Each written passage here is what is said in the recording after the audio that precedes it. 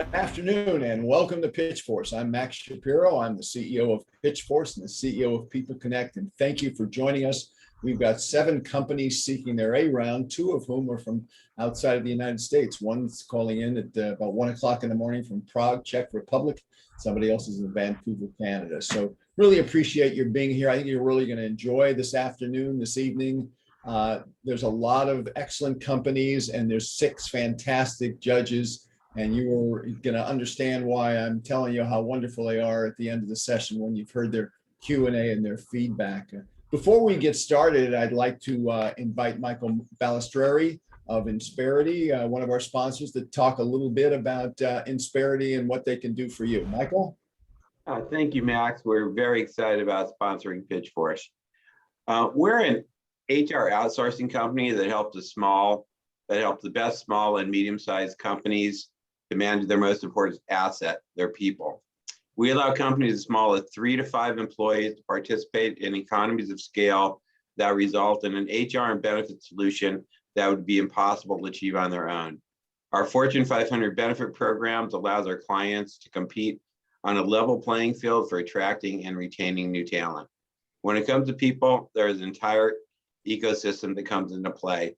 There's 401k, benefits, payroll, workers' comp, leadership development, training, onboarding, offboarding.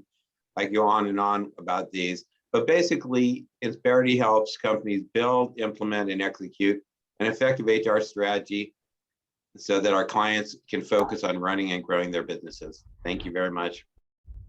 Thanks, Michael. And I know some of our clients use Insperity and are very pleased with your services. So a little bit about where I spend 60 hours a week. It's split. 30 hours on People Connect and 30 hours on PitchForce. Doesn't feel like work to me because it's fun. I love it. People Connect is a 21-year-old contingency recruiting firm, and we've been helping early stage tech startups build great teams for a long time.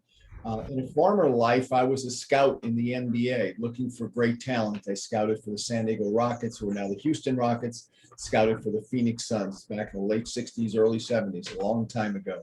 What I would do is I would go to college games and evaluate players and then come back and talk to management and decide where they should be drafted. And what we're doing at People Connect is we're on a hunt for great people, just like when I was looking at college basketball players. And what we're doing is looking to help early stage startups build great teams. We're a boutique firm. There are 8 of us.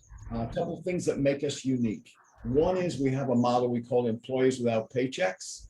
And through that model, we are able to find people who will work for options only, warrants or options for about 3 months until a company has closed its A round or closed its seed round, then they go on the payroll. The other thing that makes us unique is we fill any type of position at any level, anywhere in the United States for any industry.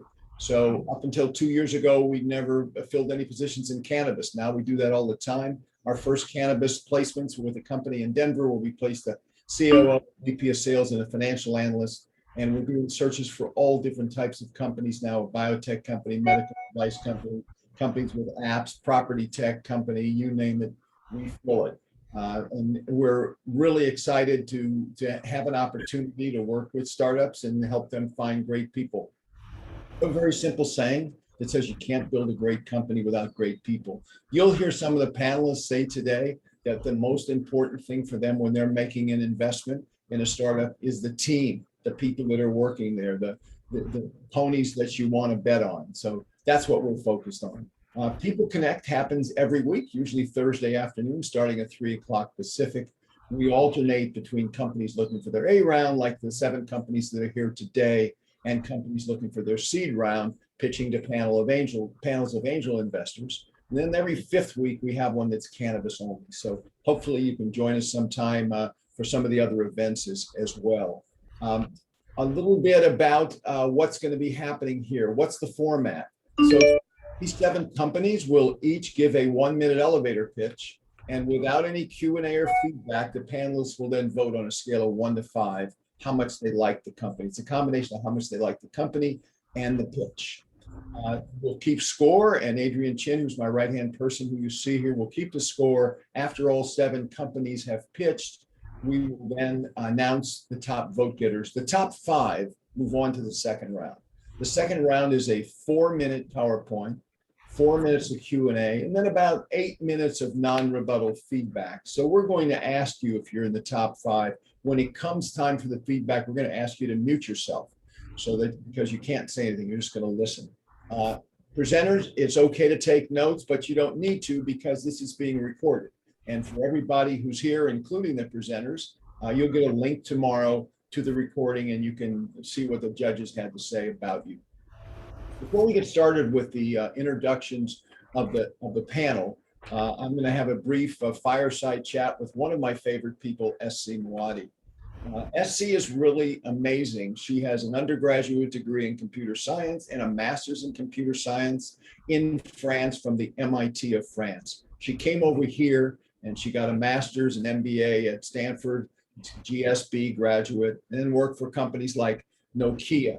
And then started her own business, which is amazing to me, Rendezvous Labs. And I'd like to have her talk a little bit about Rendezvous Labs and how she created that, why she created it, and then talk about the exit and where that led her. So Sc, welcome. And if you start with, where you got the idea for Rendezvous Labs and what transpired.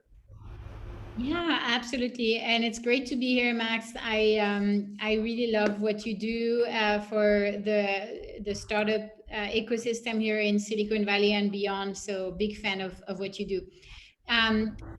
So just like you said, I was very fortunate to be part of the early days of mobile back when I worked for Nokia.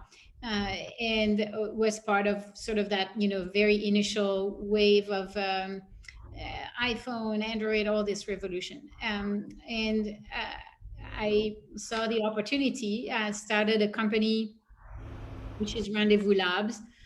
We got some really strong initial traction. It was a time where it was still possible in that space to, just pick a good team and do something.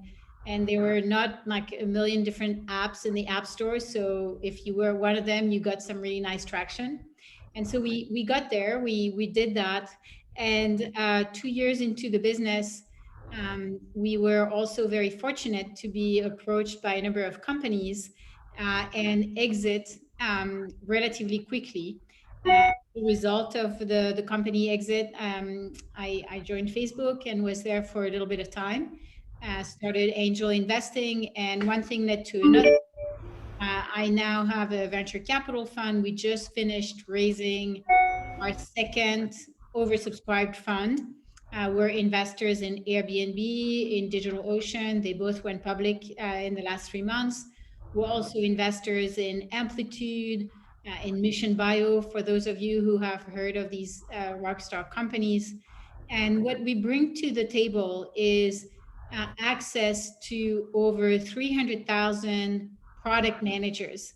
And we give you access, if you're a portfolio company, through various mechanisms. We have a very popular newsletter, a top 500 iTunes podcast show, executive events, and all sorts of things. Anyways, so these product managers, they end up buying a lot of your product if you're a SaaS company, and that's the value we bring to the table. So it's a great story, and a lot of VC firms offer additional services, but to be part of it, have access to all those product people at different levels is a huge plus. So your focus and what level are you looking to invest in? If you talk a little bit about that. Yes, we invest at the Series A stage. Generally, we don't lead. If we get really excited about a company, we will lead, and we will take a board seat. But generally, we co-invest. We've co-invested with really big firms like Mayfield and Benchmark and USVP. And like I said, we are invited into rounds either by the founder or by our co-investors because of those product managers that we bring to the table. And you're spending a little bit of your very limited spare time lecturing at Stanford, and I see at Columbia as well. Talk about that, please. Yes, so at Stanford, I teach investing and governance for investors. And at Columbia, I teach product management for the executive MBA program. Right. And in terms of making a decision about of whether to invest or not invest, a couple of key factors for you. Yes, absolutely. We look at 4 criteria. The team is number one, to your point, Max.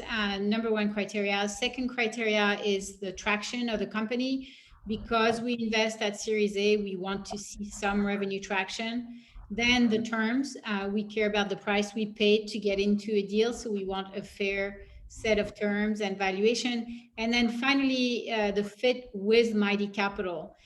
We come in where we know we can add value. So generally the question to ask yourself is, can you make use for your business of 300,000 product managers? And if the answer is yes, then there's a fit with us potentially. That's great. Last question. Let's assume that it's Sunday afternoon, Sunday evening, you're thinking about the upcoming week. What excites you about what you do, and what are you looking forward to getting done during the week? Yeah, so it might come as a surprise to many of you, but the job of venture capital is actually extremely intense. It's probably the toughest job I've ever had after having been an entrepreneur and product manager. So generally weeks are busy, and what really keeps me excited is that we are really part of the recovery that we're all going through right now, post-crisis, right? 95% of jobs are going to be created by companies that are 5 years or younger. And the country needs that. The country needs more jobs. Companies that are venture funded perform a lot better. I think only 1% of all companies make it to be a 5-year-old, and by that time they have at least $1 million in revenue. And so the work we do, I found really meaningful.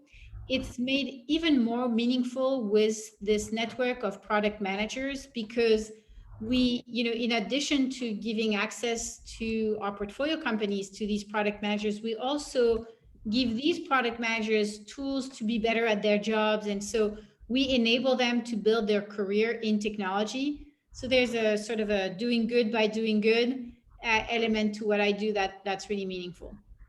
Great. Thank you. Thanks so much for being here. Really appreciate it. It's a great story.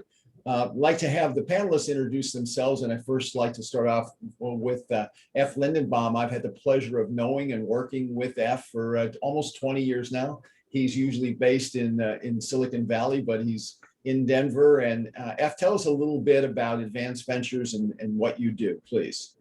Thank you so much. Appreciate it, Max. Great panel. Great to see everyone here. Gary, SC, Eric, etc. Advanced Ventures is a Silicon Valley venture fund. We've been investing for the last 20 years in the Valley. I have a background as an entrepreneur myself. I spent the first third of my career building and growing a company in Silicon Valley, exited in the first dot-com boom in 1999. And it's somewhat binary as an exiting entrepreneur. You either start your next company or become an investor. And in turn, I'd like to say I don't have any great ideas at the time, but really had a great team that we spun up Advance with. We've subsequently invested through 3 funds at the very tail end of our third, and investing out of a managed co-fund. We broadly invest across technology, health, and wellness, and we typically invest in the earlier stages of company, and typically will continue to invest through the later stages, oftentimes as both a board member or board observer. Thanks, Eph. Pleased now to introduce a gentleman who I've known for about 12 years. He's been my attorney for about 12 years, and I think the world of him. He's also co-founder of PitchForce, and Eric Ferraro has been a successful entrepreneur and is now a very successful attorney. Eric, please tell us a little bit about yourself and about Fathom Law. Thanks, Max. Hi, everybody. Welcome to PitchForce. Yeah, I'm Eric. I'm a founding partner of Fathom Law. We are a boutique corporate and securities law firm focused on the representation of emerging growth companies, many of which are exactly like the companies you'll see presenting here today. Our firm is really focused on this particular space. It's what we do every day. We understand what the market norms are and the comps, and we really try to partner with our client companies in a somewhat unique way. the name Fathom Law is meant to suggest the way we sort of work at depth with our clients. So we try to, combine best practices from a technical legal perspective with, real actionable business advice. And that's helped a little bit. That sort of objective is helped by the fact that I and many of my colleagues at Fathom Law have been founders and entrepreneurs in our own capacity. I've started 2 startup companies myself, in addition to 2 law firm startups. One of those tech companies I was fortunate enough to sell to Sony Entertainment, and that's given me the ability to do some angel investing as well as running Fathom Law. And maybe most importantly, it gives me the perspective of what it's like to build and grow a company, not only from the attorney side, but from the client side and from the entrepreneur side.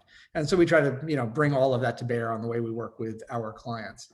And I'll let some of the other panelists talk about, what we look for in investment grade opportunities, and excited to hear what you all have to pitch today. Great, thanks, Eric. Pleased to introduce now Sandy Miller. I think I met Sandy about 3 or 4 years ago officially, although I'd heard about her and in what she's been doing in the startup world for a number of years. Sandy is the CEO, executive director of the Runway Innovation Hub. They're one of our sponsors, and I just love what they do. It's got 30,000 square feet in the Twitter building, and I was lucky enough to be a co-founder of Runway back in 2012, and Sandy joins us for all of our A-round PitchForces. Welcome, Sandy. Hi, Max. Thank you. And thanks to looking forward to hearing from all of the startups today. Just a quick snapshot of Runway. We are an innovation company accelerating the success of global innovators and entrepreneurs. We help global enterprises through results-focused innovation consulting, and we power the growth of startups through acceleration programs, mentorship, and workspace services. We're actually one of the sort of oldest players in San Francisco. We're founded in 2013, as Max mentioned. And so that means we have a portfolio of about 350 alumni companies. We've been looking at the performance of Runway alumni member companies, and those companies have raised in aggregate a little bit more than $3.4 billion in funding. Of those 350 so companies, we have 53 exits. One of those is an IPO, the rest are all acquisitions, and we do have a unicorn in the group. So it's really fun to look at that portfolio over time and see how they work. For my background before Runway, I've designed and run several startup accelerator programs in technology-based startups in a wide array of industry and technology areas. I've helped. I've been on the investor side at the Angels Forum, and I've helped a lot of startups themselves raise money as an advisor or in a variety of other ways. And so I really enjoy every startup that I get to meet with, because I always learn something new. So I look forward to seeing those today. Wonderful. Thank you so much. Our next panelist has too many letters after his name: DDS, MD, MBA. So Gary Goldman has been a dentist. He's a doctor now, and he's got an MBA, and he's got a fund. So Gary, tell us a little bit about yourself and your fund, please, and what you're looking for in an investment. Thanks, Max. Seems like a lifetime in healthcare. I've pretty much worn every operator hat there is to wear in healthcare, and serial entrepreneur. I've had, several companies that have done well, and then I'm an informaticist, and now I'm just the CEO of Global Health Impact Fund and Global Health Impact Network. And the reason that I founded this was it became quite apparent to me that I'm the anomaly, but most of my colleagues were disenfranchised and not liking the direction in which healthcare was going, from electronic healthcare records all the way through this now evolving digital health revolution. And my response would always be, well, you got to get involved. If you don't jump in the pool, you're not going to get wet. So And the response I would always get is, well, I don't know how to do that and I don't have the opportunity for it. So hence we started the fund and the network. And the fund was the intention of the fund was to give them an opportunity to participate actively in due diligence and choosing those companies appropriately, avoiding the Theranos investments of the world. So we started with the fund, and then subsequent to that created Global Health Impact Network, which is basically, it's a network of communities around the ecosystem of everything from innovation all the way through commercialization. And we could talk hours about that. So that's where we are. All our investors are clinicians pretty much in Fund 1, which we're about to close Fund 1. It's a $10 million fund. We've made about 12 what I believe are market disruptor healthcare investments. Our focus has been pre-seed all the way through pre-Series A. Our sweet spot has been between 250 and 1.5 million. And when it comes to looking at companies, I like to believe at least we have a pretty proprietary way of doing it, in that we spend a huge amount of time on the clinical side of the due diligence, because I leverage our network in being able to pick targeted investor advisors. So if I'm looking at a solution around physical therapy, I'll bring in orthopedic surgeons and physical therapists in that. So that's how we make our decisions.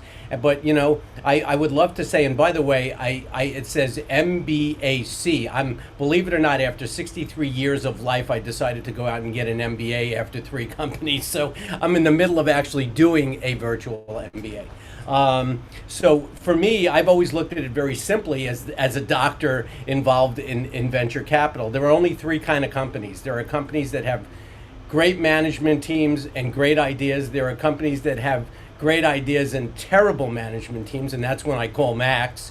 And then there are the companies that we don't even need to talk about because they don't make it through the front door. So we tend to look at companies from that perspective. It's as SC said, it's a really important part of our due diligence. But then the second part is you got to make it through our clinicians, which I sometimes find it entertaining to watch some of our due diligence sessions and have our clinicians pick apart platforms from a clinical perspective.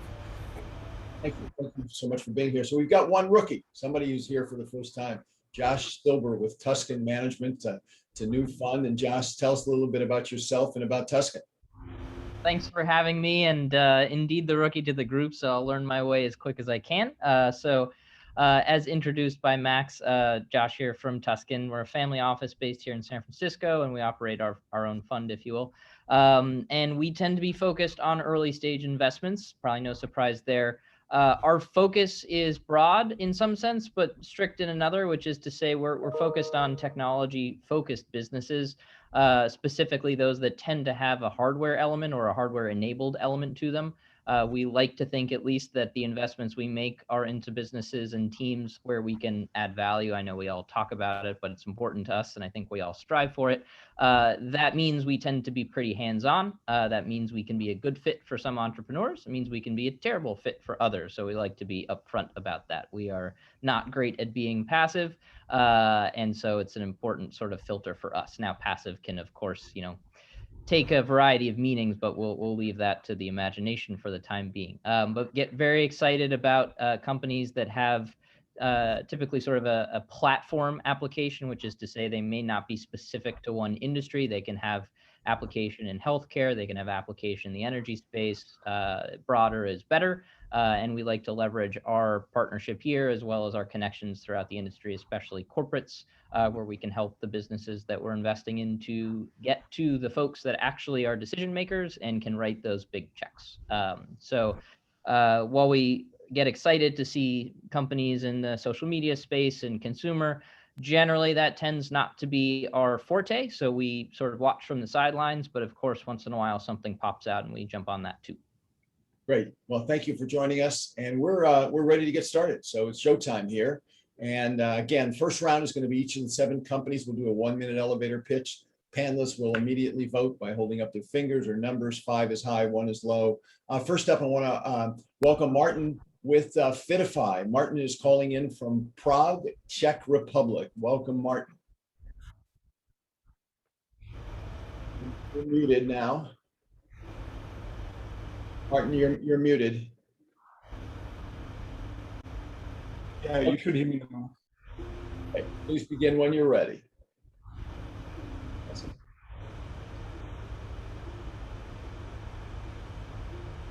Right. Hello, everyone. My name is Martin, and I'm building Fitify. We are here to create the future of personal fitness. We want to give you the full experience of having a dedicated personal trainer, but the way we do it is fully remote, digital, and therefore it's much more efficient.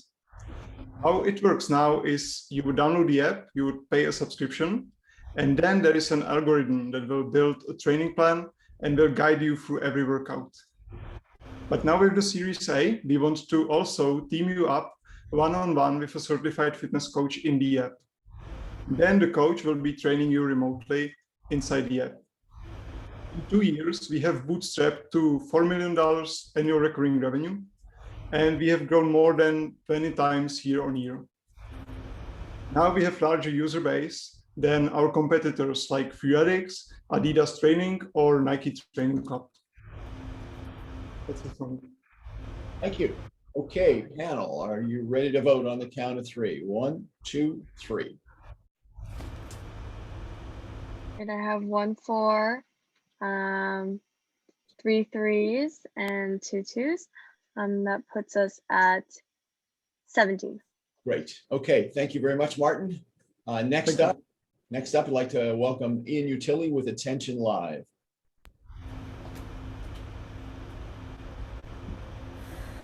Ian, you're muted. My name is Ian Utilli. I'm the CEO. Ian, you're not very loud. Can't hear you. How about now? Much better. All right. My name is Ian Utilli. I'm the CEO and one of 3 co-founders at Attention Live. Our team has created a new category called Sonic Streaming. If I had to explain it to your dad, I'd tell him it's similar to the radio, the flea market, and the post office. It's live audio broadcast with automated monetization and mass distribution analytics. Our defensible proprietary technology was as hard to build as a rocket ship. Thankfully, it's as easy to use as turning on a light switch. An easy way for tech investors to think of our platform is to imagine combining HubSpot dashboard with Dapper Labs NFT creation and the new Clubhouse social audio app. At Attention Live, we empower Clubhouse moderators to automatically record, transcribe, and broadcast their content to voice devices like Alexa and social media sites like YouTube, as well as create NFTs to monetize that content. We've already built version 2 of our product, released our white paper, and filed our invention disclosure for a provisional patent. Today, we are seeking $1 million pre-seed capital at a $5 million valuation with a SAFE. We expect we'll be acquired by a strategic partner within the next several years. Thank you for your time. Thanks, Ian. Okay, guys, ready to vote again? 1, 2, 3. Okay, I have 3 4s, and 3 3s. That puts us at 21. 21, great score. Okay, next up is Suzanne Wilk with Cognoptics. Welcome, Suzanne.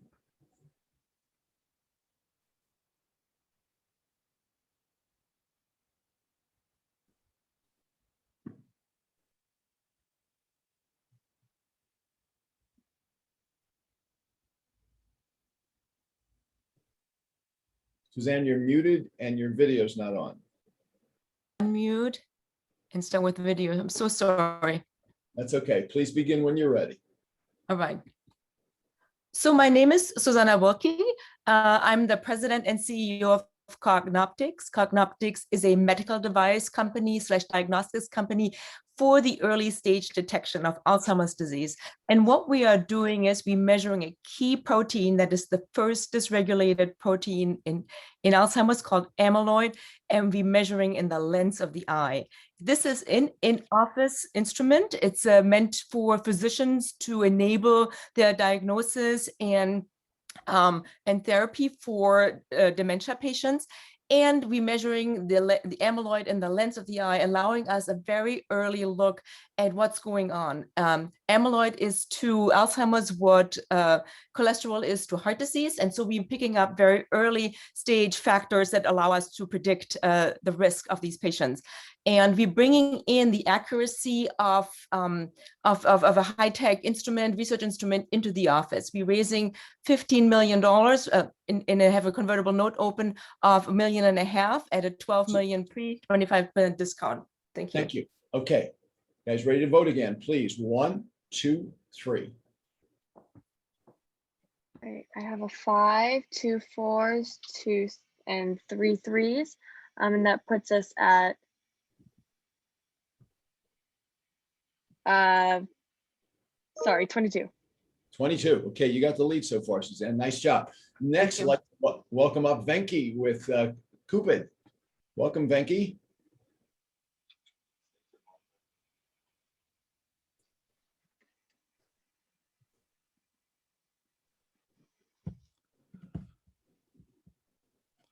Venki, this is your 1 minute, so no slides. All right. Yep. Let me get rid of that. Yep. Okay. Please Hi, begin. everybody. I'm Venki Krishnaswamy. I had a great run before starting Cupid at Bell Labs and at Avaya Labs, where I won 2 Thomas Edison Awards for industry-changing inventions. I left because I saw a massive opportunity to reinvent customer service. Think about calling the California DMV. Guess what the wait time is for them to answer a call? 2.5 hours. With Amazon or Uber, a couple of clicks, you're done.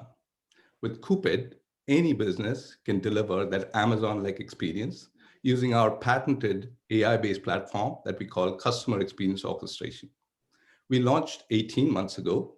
We are live at 35 customers, have over $1.5 million in bookings, and we're now in the market raising $12 million in Series A to accelerate into a $15 billion market. Thank you. Thanks, Venki.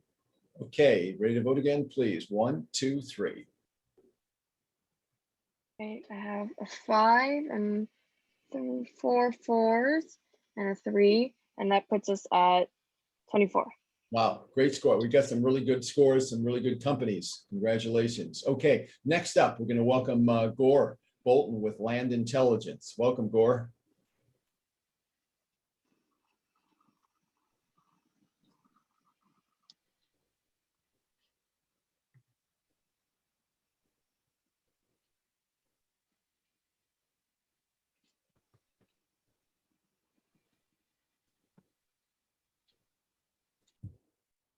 There he is, and you're muted, Gore. Now you're unmuted, so please begin when you're ready.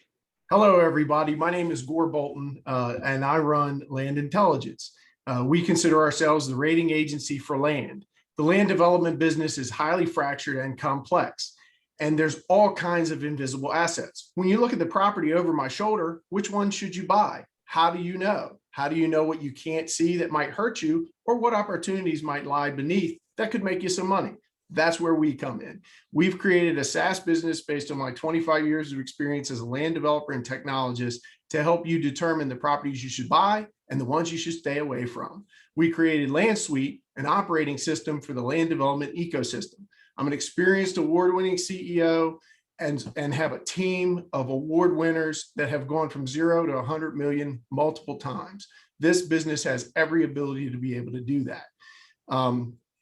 We also have tremendous traction since our launch of our SaaS platform the last couple of months. We've got 600 users and revenue is already at break even. We've signed partnerships during COVID with people like Esri, AutoCAD. You're out of time. You're at your minute. Okay. We're raising. And, yep. Sorry about that. Okay. We are ready to vote. 1, 2, 3. All right, I have 3 4s and 3 3s, and that puts us at 21. Okay, another good score. All right, next up, let's welcome in Neil from Navigation Media in Southern California. Welcome, Neil. There we go. Okay. Thank you for having me. My name is Neil Mance, and I'm the CEO of Navigation Media, and our main product is Crime Door. Imagine if there was no ESPN, no Fox Sports, no BBC, no sports app of all kind, and tomorrow I drop the first ever ESPN.com. We would get a large audience. We created that same product, but for the true crime base. True crime audience is larger than the sports audience in the world. It's global. Everybody knows what a murder is. Our app, it aggregates all of the main stories and photos related to articles and podcasts related to a particular case. We've been in the market since January 10th with $8,000 in marketing spend. We've had over about 300,000 downloads. and have continued to see engagement with very, very low cost of marketing. Our team includes veteran executives from Fox Sports, ESPN.com, NFL Network, and we're raising $1 million at a convertible note. Okay, thank you, Neil. Okay, ready to vote? 1, 2, 3. I have 4 3s and 2 2s. And that puts us at 16. Okay. Last presenter is Chris Chong from Vancouver with SST Wireless. Welcome, Chris.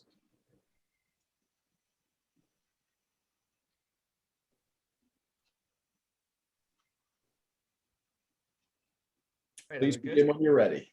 Okay. Hi, guys. There's an industrial revolution going on. They call it Industry 4.0. Heard of machine learning, artificial intelligence, all that great stuff. Guess what? For most people, it's not happening.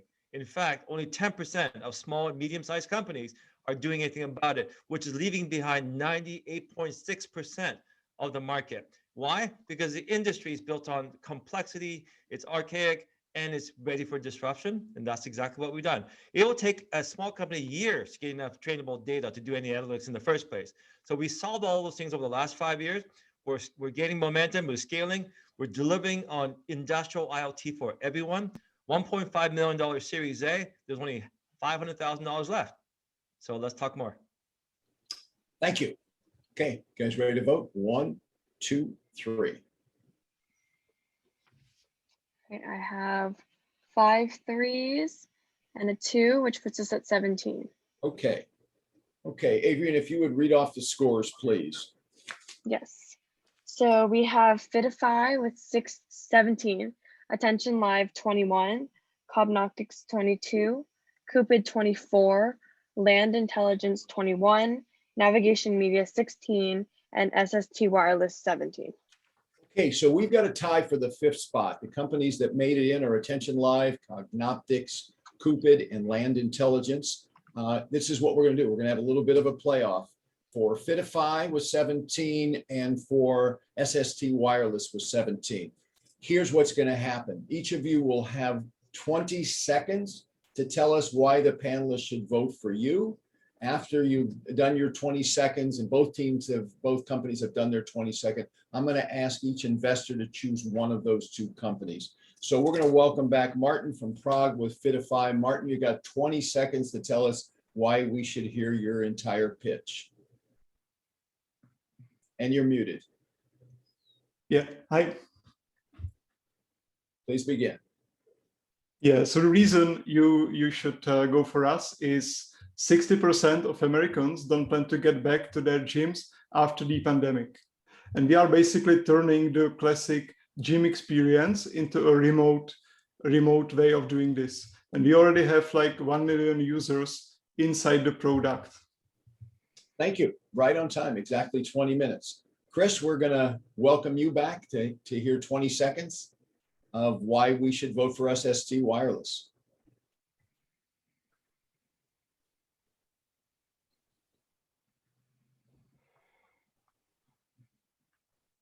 Please begin when you're ready.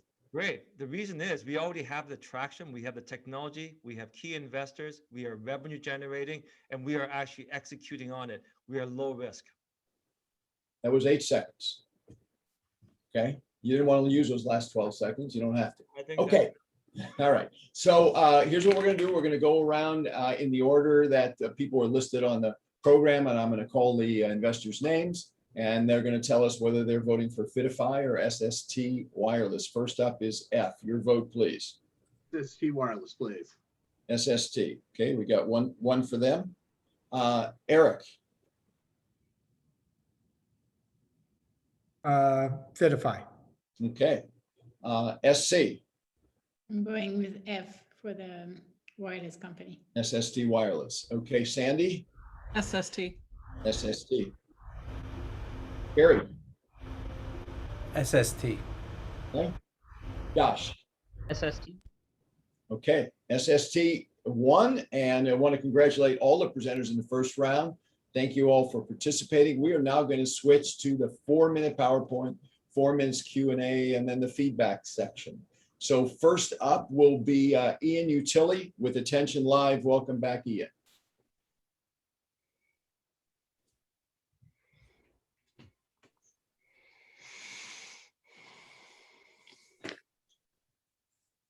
Well, that's a record for getting your deck up. I love it. All right. That's good. Right.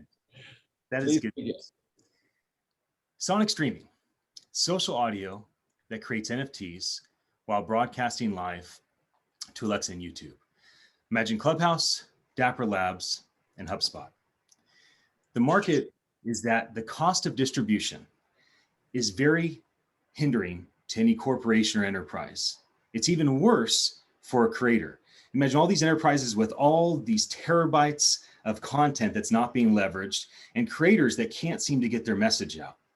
The solution is that we use our proprietary technology to provide automated 24/7 traceable content and distribution and the analytics, and most importantly, the ability to monetize. Our product is very simple to use. It's like running water at your sink, even though it might be hard to understand, like how does a microwave work? We have a voice interface, as you can see. The guy is saying, Alexa, open Attention Live and play John Smith, and then it does it. No fingers on glass, no fingers on a keyboard.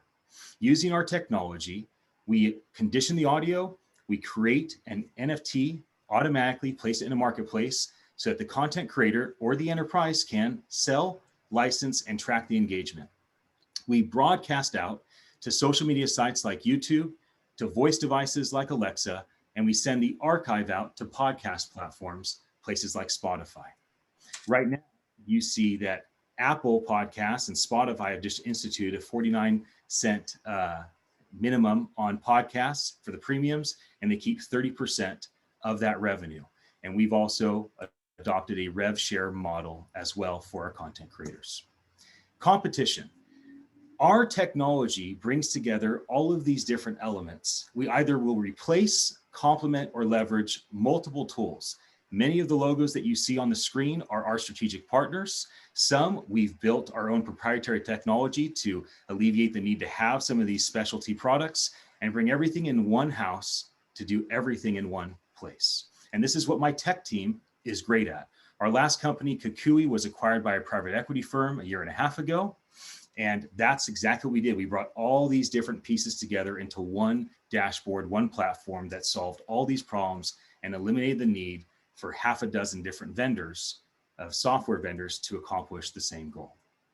Our business model is unique in that we are focused on helping the content creator make money from their content. They create content, they can sell the content to an NFT collector, they can lease it to a champion. Attention Live, we are the alpha champion or publisher, and then provide that content to the community. People don't have to come to Attention Live to listen. They can listen right where they're at, on the YouTube page with the 1 million subscribers, on the Facebook page with all the followers. We just distribute that content, protect the IP, and help our clients make money. Our Rev Share model is an 80-20 split on the first sale. Then it goes to an 80-16-4 split for secondary sales. This is our team. Team's been with me for quite a bit of time. There are 3 co-founders and then 4 folks on our team that are contractors that will come on full-time when we are fully capitalized. We've accomplished a lot in the last couple of years. Today, I'm focused on fundraising. The ask is $250,000 at a $5 million valuation on a SAFE agreement. We do believe that we'll achieve profitability within the next 20 months and will exceed $10 million in annual recurring revenue. It's similar to radio, flea market, and post office. It's live streamed audio, monetized through an NFT marketplace with distribution and analytics. I so look forward to answering your questions and learning from your insights. Thank you for having me today. Thanks, Ian. Okay, questions. Who's got a question? Yes, F and then SC. F? Yeah, so I'd like to yield to SC. Let her go first, Max, because I'm gonna hog the floor, as you know. SC, please. Okay, so great presentation, great background. Question is your raise, if you can share the terms, and then your exit strategy. Yes, so for this raise, we're looking for $250,000 minimum from one investor. $1 million is what we would do max on this round. It's a pre-seed round, $5 million valuation using a SAFE agreement. If an investor wanted a different term, a convertible note, we'd be open to that. We intend to do a $10 million round mid to late summer, and our anticipation is that we will likely be acquired by a strategic partner over going public or something of that nature. Thank you. F? Yeah, so I have a number of questions. Do you have, a more traditional monetization strategy than the NFT? That's question number one. Number two, have you really thought through the complexity of the revenue share there? And number three, what's your go-to-market strategy on bringing customers to effectively your business, and if you sort of defined your CAC yet?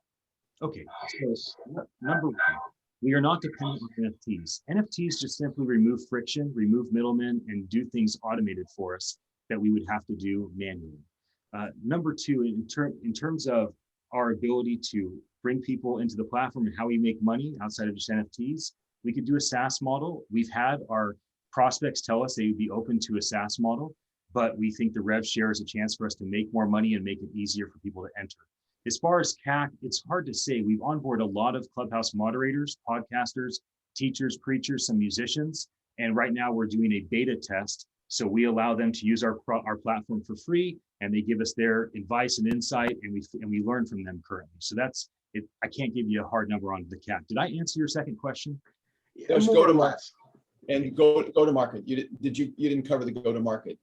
So our go-to-market is we've automated everything with the enterprise stack that HubSpot has, and we've been extremely aggressive on Clubhouse with that community because we can convert their rooms. We have a 20 to 50% conversion rate when you apply NFTs to leveraging our product in a Clubhouse room. Okay, other questions? Any other questions? If not, we will switch to feedback. Sorry, one more. Sure, go ahead, Esther, we've got time. Your platform play is smart on Clubhouse, and it's very early for that. Can you outline the risks that you anticipate? Every platform has their own risks. So what do you anticipate there? The risk with Clubhouse being, well, there's Twitter Spaces, there's the podcast market, there's really unlimited people and organizations that are creating audio content at scale. It's very easy for a content creator to create audio content. It's very passive for a content consumer to consume it. We just find that Clubhouse, that they have a intense appetite for what we can do in terms of recording, transcribing, broadcasting, and protecting and monetizing their IP. If Clubhouse went away, or if they blocked us or shut us down, I don't think it'd be a hindrance. I think it's just been a really easy way to get good folks on our platform to learn from them. Gary, did you have a question or not? Yeah, I do. It's just, again, I am so far from an expert on this topic, but I'm trying to get my head around this from a revenue perspective. So the way I'm looking at this, and excuse me if it's simplifying it, you're aggregating podcast content into your, through your platform, but then you're monetizing it with the NFTs. Is that essentially where most of the revenue comes from? Yeah, I would think of it as distributing rather than aggregating. So we're just a pass-through tool. They put their content, whether it's pre-recorded or live, they put it through our system. We distribute it everywhere where they already have an audience. The NFTs just make it very simple for us to put the power in the hands of the content creators to monetize their own content by placing it in a marketplace, and for us to be paid 20% on the first sale and 4% on every following sale as our content creators get paid in perpetuity on ongoing sales of the NFTs. Great, thank you. We're going to switch to feedback now. Ian, if you would mute yourself, please. And we're going to go in the order of the panelists on the program. That's going to be F, Eric, SC, Sandy, Gary, and Josh. F, you're up first, please. Great. So thank you very much. I think that was a really good presentation. Super impressive. Clearly read the email from Max if you didn't do it already. So you checked all the boxes. Really like to see that. Beyond that, we like the space. We probably looked at 15 to 20 companies doing something similar to you. I think overarchingly, we're seeing some developments from Apple, Spotify, even Amazon, et cetera, at this point that imply that they're driving deeper into this particular category. We've even had several folks on PitchForce doing various things there. I believe, firmly that trying to drive a soup to nuts boil the ocean, try and do it all platform that you're trying to do is a bridge too far. I do believe that, there are a lot of very novel aspects of what we're trying to do, the interoperability, it sounds like some kind of APIs, maybe some of the DRM stuff there and tracking. But I do believe that, these should be point solutions that will ultimately be acquired by Apple, not for the content, but for the technology. I think you need to really evolve the business model. We're going to give them some sliding scale of revenue sharing is just really complex. And then throwing NFT in to impress all of us, was just not something I would encourage you to do unless that was really, really, really the total focal point of your product. Thanks, Ed. Eric? Ian, obviously many of us, certainly myself, I've seen you present this business a few times now. And, I've said before, I'll say again that I think you personally are an excellent presenter. You have a great style, you're a good communicator, you obviously know your product. With that said, I'm continuing to struggle, as I think I see perhaps you struggling a little bit to really decide what is this and how should it be presented. It's evolved, whether the business has or not. Your presentation has evolved. To me, when you say things in a presentation like it's radio plus the post office plus a flea market, which I don't know what that means. And you also say it's like HubSpot plus Dapper Labs plus Spotify. I don't even know where to, my brain is spinning for the whole 4 minutes trying to put all of that together into some sort of an equation, and I can't. And I think what you should do, because I believe you, right? I've read your white paper, and I believe that you have built something here that is technically excellent and probably has real world value, but I'm just not sure that you've figured out exactly where and when that is. I would say pay attention to how is it being used, right? Back into your pitch from the use case, right? Come up with who's using it and is experiencing value, right? And pitch it to us from that person's perspective. Analogies are great. I don't know whether the right analogy is HubSpot or the right analogy is, is this distribution of, spoken audio content a la TuneCore for recorded music. I don't know what the right analogy is, but you have to anchor this to some real world use case where the users are getting value. Explain it to us from that perspective. What is that person able to do now? How is that person generating revenue that wasn't able to do so before, either because there weren't solutions, there were solutions with a lot more friction, and build the presentation around that. Because it feels to me like it's all just a lot of technical stuff swirling in the cloud. And it's really hard to grapple with it. Thanks, Eric. SC? Yeah, I think I agree with Eric. I would present it a little bit differently.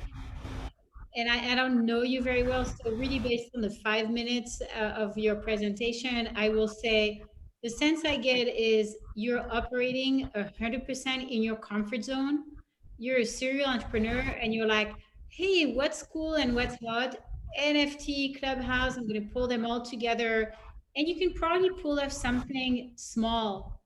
And so I would challenge you to think bigger, especially you're coming here, you're trying to pitch, I'm going to go for a Series A. I'm going to build like a real company, not just a group of people who are going to do some cool stuff and then get acquired by Apple for tech or team. If you want to do something bigger, work on like a true vision. That's the first thing. So challenge yourself a little bit more. You can do that. The second thing I would say is, the Clubhouse platform. First of all, Clubhouse is highly, highly unproven.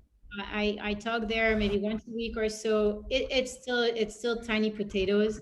And the way I think about it is it's like an anti-Zoom, right? People have spent a year on Zoom and now they just don't want to be in front of a screen. So there's a lot of traction against, with Clubhouse, but it's defined as an anti-Zoom, and whether it's going to actually be a massive platform is still to be proven. Zoom just opened up a platform and they're not going anywhere. So if you want to build something big, maybe that's a place to look rather than, you know, the Clubhouse, NFT, and other buzzwords. Thanks, Sandy. Yeah, Ian, I thought this was a really nice, tight presentation. And, you know, you always have to make hard choices about how to spend your time, you know, in a 4-minute presentation. I'll tell you the one thing that sort of drafting on Eric's comments that I think would help is that at the end of the day, you're helping content creators monetize their content. And so what still is not not clear, and you can help me by understanding and just showing that flow of, and you know, use a real profile or two of some of your current beta users and sort of talk about, okay, beta user 1, you know, is this kind of person, and this is, we've worked with them for this period of time, and you know, this volume, and they have this amount of money, you know, and then this person is another type, and so forth. Because you know, I just think that one piece and making that really simple is missing right now, and it's so close. It's really improved a lot, but that's something that I think could make a really nice presentation stronger. Thanks, Sandy. Gary? Yeah, so I would agree with a lot of what's been said already. As I said, I'm probably of this group the least knowledgeable about this space on the technology side, but on the other side of it, where I'm coming from is I'm running a whole network which actually has a lot of this content. And we're sitting around trying to figure out how do we monetize that on a lot of different ways. And I'm doing what I usually do, which is I've got your website and I've got your infographic, and now I've got your presentation, and I kind of get it when I see all of that. And I know it's hard to, it's a struggle. Being a serial entrepreneur, presenting this in 4 minutes, especially to somebody like me, good luck, right? But what it did was it certainly whet my appetite to say, I want to learn more about this because it makes sense to me what you're doing. So I guess what I'm saying is it's harder to kind of condense down a 4-minute presentation and really adequately educate the other side if they're not in this space. So I would spend more time, as Sandy said, giving a practical example of show me what a customer is, how I'm going to make money, because I'm your customer potentially. I might come to you with my network of 100,000 doctors, and I've got all this podcast content, and this is possibly a way that I'd want to monetize it. So that would be my advice on this. But otherwise, very good presentation. I love your infographic and your website, by the way. So yeah, I congratulate you. This is it's interesting. We'll put you guys together for sure. Okay, Josh. Sorry. Yeah, I don't feel like I have much substance to add, given that this is an area that far exceeds my intelligence. I would just say, given that, it was very difficult for me to understand what the actual product is and what value it's creating. So if that can be clarified into more of a layman's language, then hopefully there's some hope for the business. But as far as presentation and presentation skills, I thought it was very well done. Thanks, Josh. We're going to vote again. On the count of 3, please. 1, 2, 3. All right, I have 3 4s, a 3 and 2 2s, and that puts us at 15. We'll do that. Let's do that count again. I think that may be off. Sorry, 19. 19. My fault. Okay. All right. Now let's welcome up our next presenter. Welcome back, Suzanne with Cognoptics.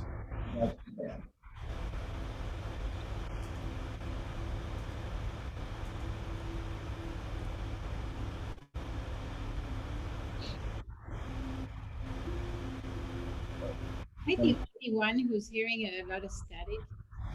Yeah, I'm not sure where that's coming from. If you guys could. Gary, I think that's you. There's a lot of noise in your environment, and I think it's tripping the video where your video is jumping into other people's video quite a lot. So Gary just muted, so we should not have that issue anymore. Okay, Suzanne, we're ready to start when you are. All right. Good afternoon, everybody. My name is Susanna Wilkie. I am the president and CEO of Cognoptics. Cognoptics is a medical device / diagnostics company for the early stage detection of Alzheimer's disease. And what we are doing is it's an in-office instrument. We're measuring the first dysregulated biomarker that identifies Alzheimer's people. That's called amyloid, and we're measuring it in the lens of the eye. And the combination between being an in-office instrument with very early stage detection allows us to take technology that now only exists in the hospital, the amyloid PET scan, and take that accuracy into the doctor's office where he can make the diagnosis and allow treatment. A lot of people, and what we're really trying to accomplish is to ultimately allow many millions of people to get an earlier read on if they are at risk for developing Alzheimer's, and slow down and be part enabling technologies and therapeutics that coming to market that allow the slowdown of the disease, so this becomes a chronic disease and not goes to end-stage Alzheimer's disease. So what people don't recognize is that a lot of people know that this is a huge and growing problem. The aging population forces will allow that 2 to 3-fold increase in the number of people who are at risk of developing Alzheimer's and dementia ultimately. But what they don't know is that this is actually just the tip of the iceberg. The 8 million dementia patients that we have right now will go to 20 million in 2050, but there's 12 million people before that that are en route to developing Alzheimer's, and 30 to 40 million people who have the biomarkers increase but don't show yet cognitive decline. And what we don't have is an easy way to distinguish these patients and alert them, because amyloid, this key biomarker, is to Alzheimer's what cholesterol is to heart disease and stroke. And worse, amyloid actually triggers another biomarker, tau, that is even more neurotoxic and accelerates the disease. So if we catch amyloid early and remove it or destroy it in some ways, we can actually have a meaningful slowdown of the disease. So what Cognoptics has is the Sapphire 2. It's an in-office instrument. And what we're trying to do is really improve on the standard of care in 3 meaningful ways. Number one, we want to take this out of the hospital. So we're comparing ourselves to an amyloid PET. We want to take it out of the hospital into the doctor's office. Second, we want to improve the diagnostic accuracy and confidence that the physician had, but currently only is 60 to 70% for the most advanced patients. When you detect that then there, you have very little hope you can reverse the disease. So what we want to do is improve the clinical diagnosis to over 90%, the confidence, but also take that confidence much earlier. So we're measuring a biomarker that is indicative of high risk of developing Alzheimer's. And thirdly, we want to allow that, define those patients that have cognitive decline, but are not Alzheimer's patients, because for some of them there's hope. So what we have is this instrument here. It's a fluorescent laser. We're using an ointment, so it's a combination product, ointment and fluorescent laser. We get a very crisp signal that is distinguished. It's a very easy, cost-effective way. It's only a 20th of the PET scan cost of the PET scan. We're going to take all this out of the hospital. It has many, many different benefits. We can discuss this later. We can detect the 40% that don't have amyloid and help treat them. We can enable therapies that coming to market. And we have a lot of wins lately with academic collaborations. We got a $6 million NIH fund. And so we are really presenting ours to go to market. We are 2 to 3 years for market. We have a large market. Suzanne, your 4 minutes are up. Yeah, sorry about that. So we will have questions now, and I'll start with the first question, which is the comment that I made when you pitched a while ago. We still have no idea who you are. Are you an Uber driver? I guess not. You could be an Uber driver with a PhD, but tell us, you've got, I know that you've got a very strong background. Let us know who you are. And then Sandy's got the first question, please. Suzanne, tell us about who you are, your background. I'm sorry. I have 30 years in the industry. I've followed Alzheimer's disease for the last 20 years. I have a background, I have a PhD in chemistry, biochemistry. I have an MBA from Dartmouth. And I worked in venture capital for Schroeder Ventures Life Sciences. I've ran a company in the Alzheimer's space. I was the CEO, uplisted it to NASDAQ, and I fell in love with this company. Got it. Thank you. If you're back a third time, please be sure to include that when you're talking to us. Okay, Sandy. Yeah. Ditto what Max said. So Suzanne, a few questions for you. Is this, when you talk about putting this into the doctor's office, are you thinking about this in an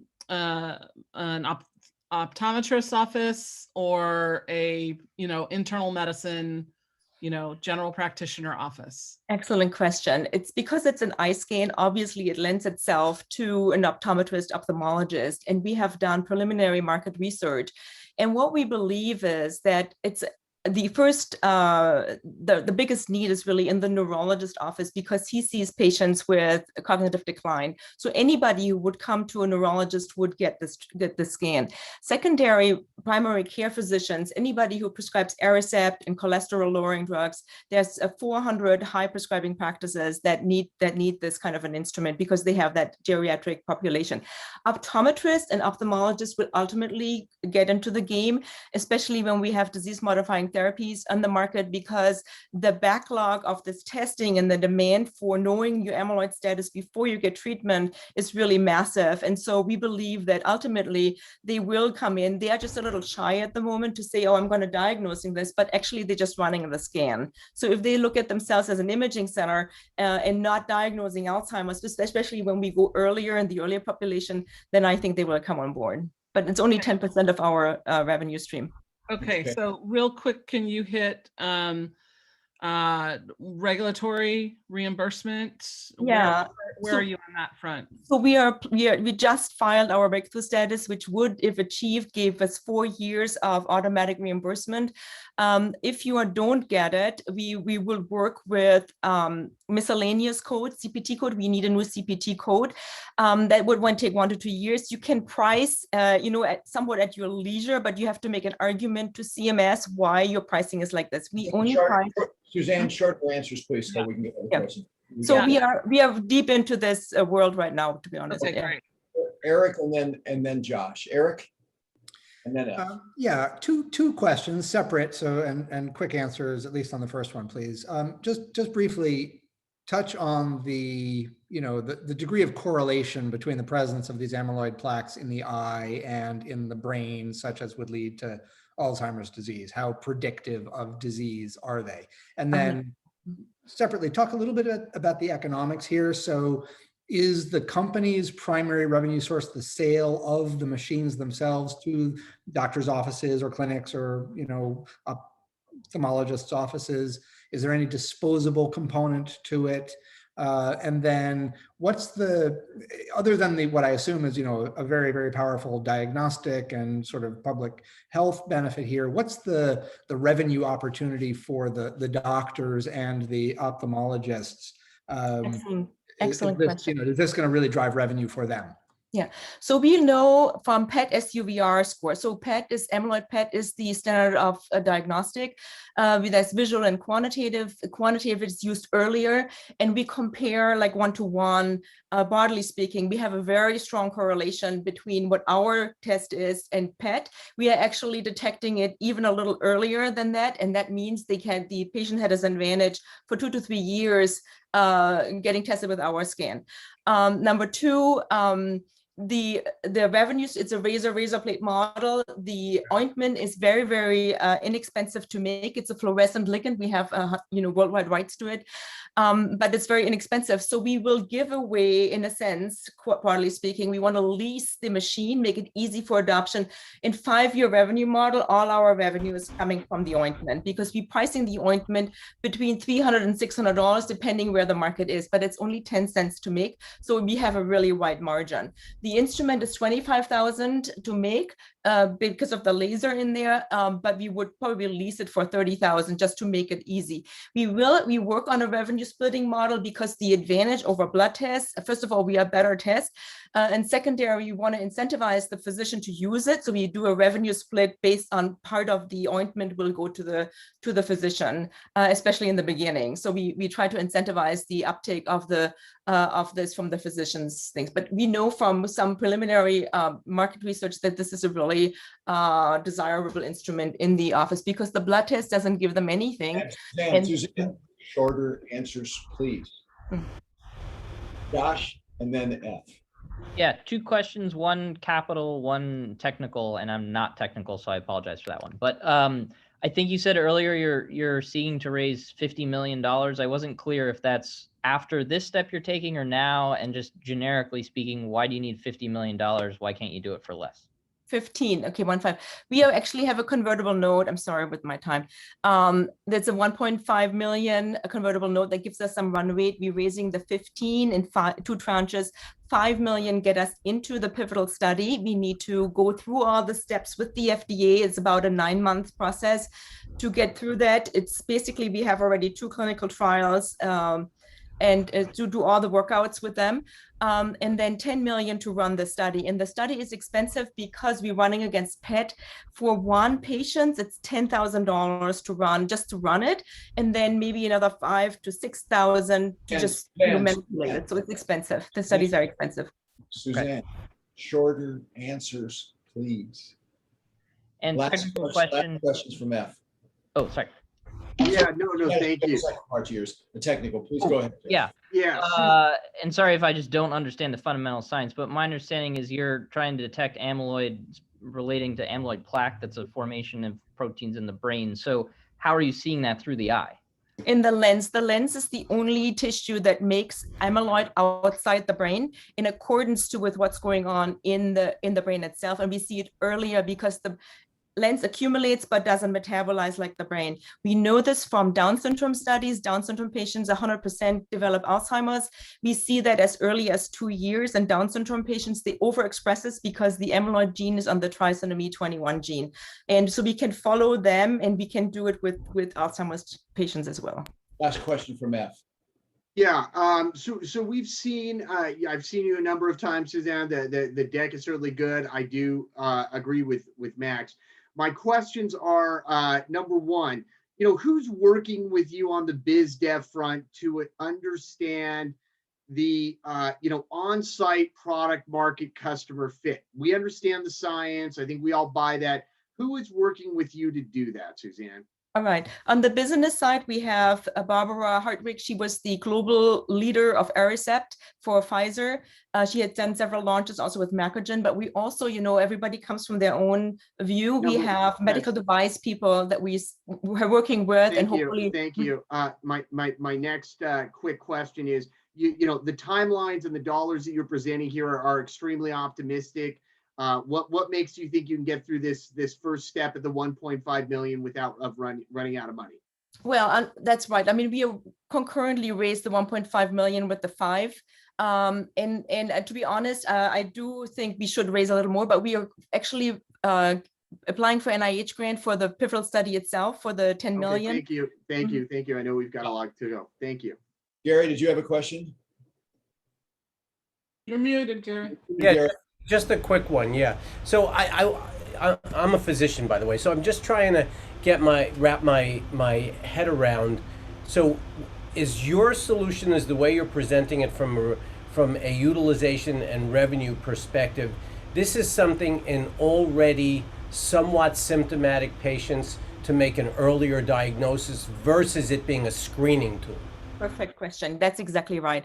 Screening may be a long term because pharma companies go earlier, but because we want to go pre-symptomatic, the whole field is moving to treating pre-symptomatic patients. But at the moment, it's the patient who comes in, the 12 million who have cognitive decline, and we need to know if this is an amyloid-based, an AD dementia, or non-amyloid-based dementia. And those, like the biggest portions are vascular dementia and depression, they can be treated and reversed. So this is important for those patients.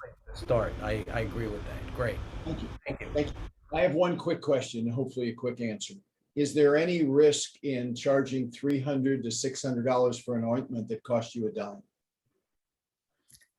Well, I don't know, but that's the way this is. This took 10 years to develop. I cannot say it is a long time and process. This is a very elegant solution. The comparator is a blood test that charges $12.50 that has very expensive mass spec technology and monoclonal antibody development to fish out the antibody complex. So compare well. Suzanne, you wear me out with those long answers. You know it all. I'm sorry. I'm a little passionate about this. Please mute yourself because we're going to start the feedback, and we're going to go Eric, SC, Sandy, Gary, Josh. We'll finish up with F. Eric, you're up first, please. Well, I'm going to keep it brief in the interest of time. I think you've got something here that seems to have clinical value, and it seems like you figured out the revenue model. So, I'm curious to see where it goes. It's a difficult business model to completely pitch well in 4 minutes.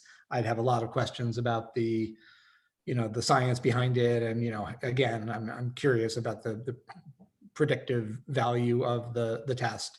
But, I would take another meeting. I think you did a good job. You got to work on your pitching skills and keep things tight. But I'm interested. Thanks. SC. Yeah. I echo everybody's comment about brevity. I will tell you, starting with your introduction and then cutting off any explanation except for the first sentence, which is yes, no, maybe, will get you way farther in a first meeting than trying to explain everything. As a woman entrepreneur, I will tell you, I see that all the time. I see that the longer your answer, the more questions you're going to get. And so you're basically shooting yourself in the foot this way. So really practice that, because you want this business to be successful. And I didn't get the sense you were listening to Max, and that starts to raise all sorts of red flags. Andy?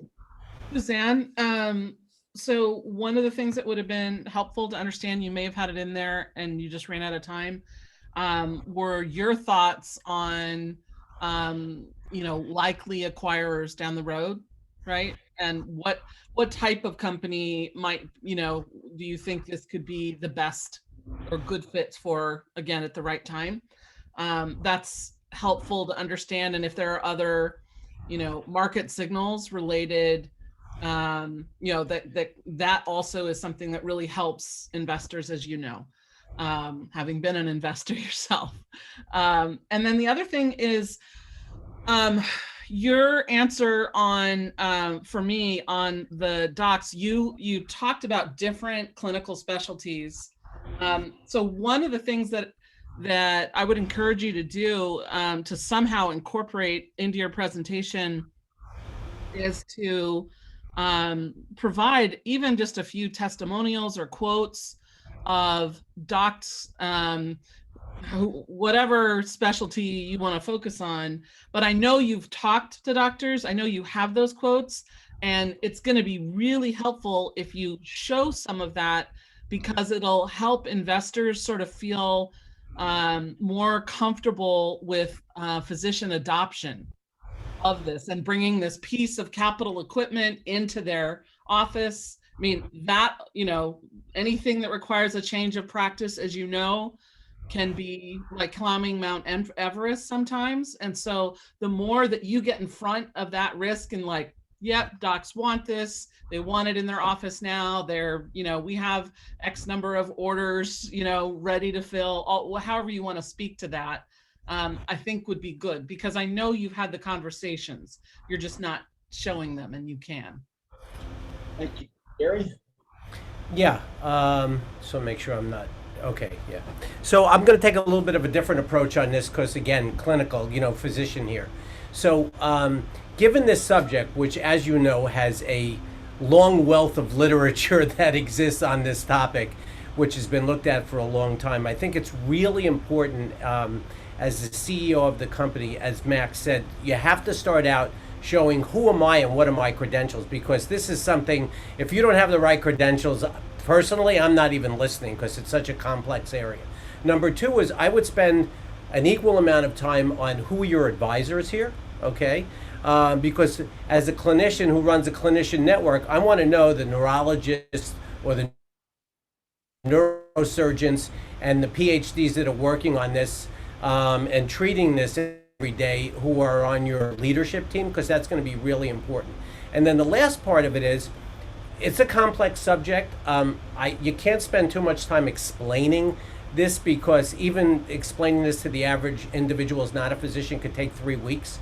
So what I would spend more time, since what you are is you're pitching us for money, you're not trying to convince us that you know a lot about Alzheimer's, is that based on my question to you is you want to focus in on this is a device which has been created to allow this set of clinicians who are the specialists to use this tool, which is an extremely benign way of examining it. It's different than a PET scan. It's different than a blood test. I mean, an eye exam, anyone could go through an eye exam, and it doesn't need to be at the ophthalmologist's office with this. So it's easy, and it's not for screening. It's for already early diagnosis, and then what your revenue model is. And if you tell the story that way, you've got my interest, and you could present that in 2 minutes if you do it correctly. So that's the approach that I would take for this particular business. Josh? Well, I think for what you're doing, it's really challenging to present in a short amount of time. So I want to give you the benefit of that. I think without knowing you more deeply, it just seems like you're very competent, very capable, and I would be interested to dig in and learn more. It is a complicated topic, and assuming it does what you say it does, I think there are a lot of ways to make money doing it. So I would be interested to explore it with you, and I feel like you've been doing an impossible task with this one. So Right, we've got people that want to talk to you. Okay, last, F, please. Yeah, thank you, Suzanne. So, I've seen this, you present in this presentation across multiple PitchForces, venture summits, et cetera, et cetera. And to one of my colleagues' points, I'm very concerned that you do not take advice. This is not the first time you've been told to, really put your own background in there. Max gives you pointers. You seem to think that, this is not a competition for the smartest person in the room. This is a competition to get people to write you a check. There is a very twisted and somewhat concerning backstory regarding this company that certainly you don't want to share, but I think you need to allude to that. You need to show conviction in what you're raising. When I asked you a very straightforward question, we don't believe, having done this for 20 years, that amount of money is going to get you there. You said, well, it's not really, but I'm going to get this, then I'm going to go raise more, and maybe I'll get some grants. This all rolls up to a very important thing for me, and take this advice with all the love and concern that I'd love to give, which is, I really think emotionally you were too close to this company. I see it with entrepreneurs all the time. The pieces that are missing is it is still incredibly unclear who the ultimate user is. We understand what they're going to use it for. We understand how they're going to get paid for it.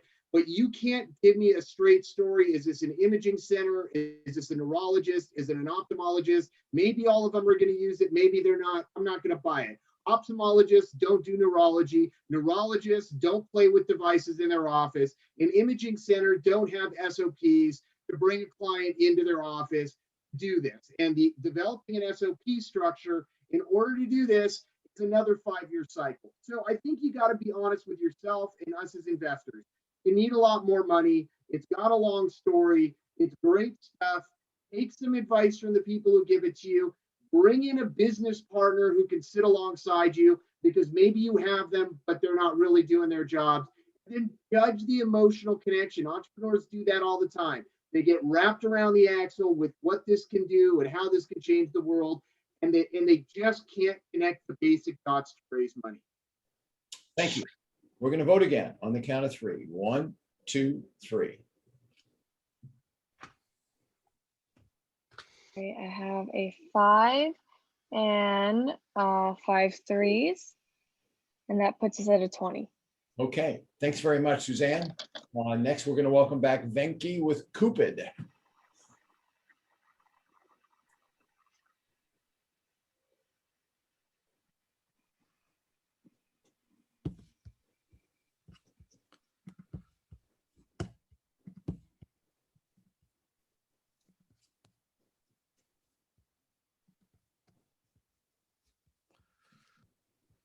Sorry.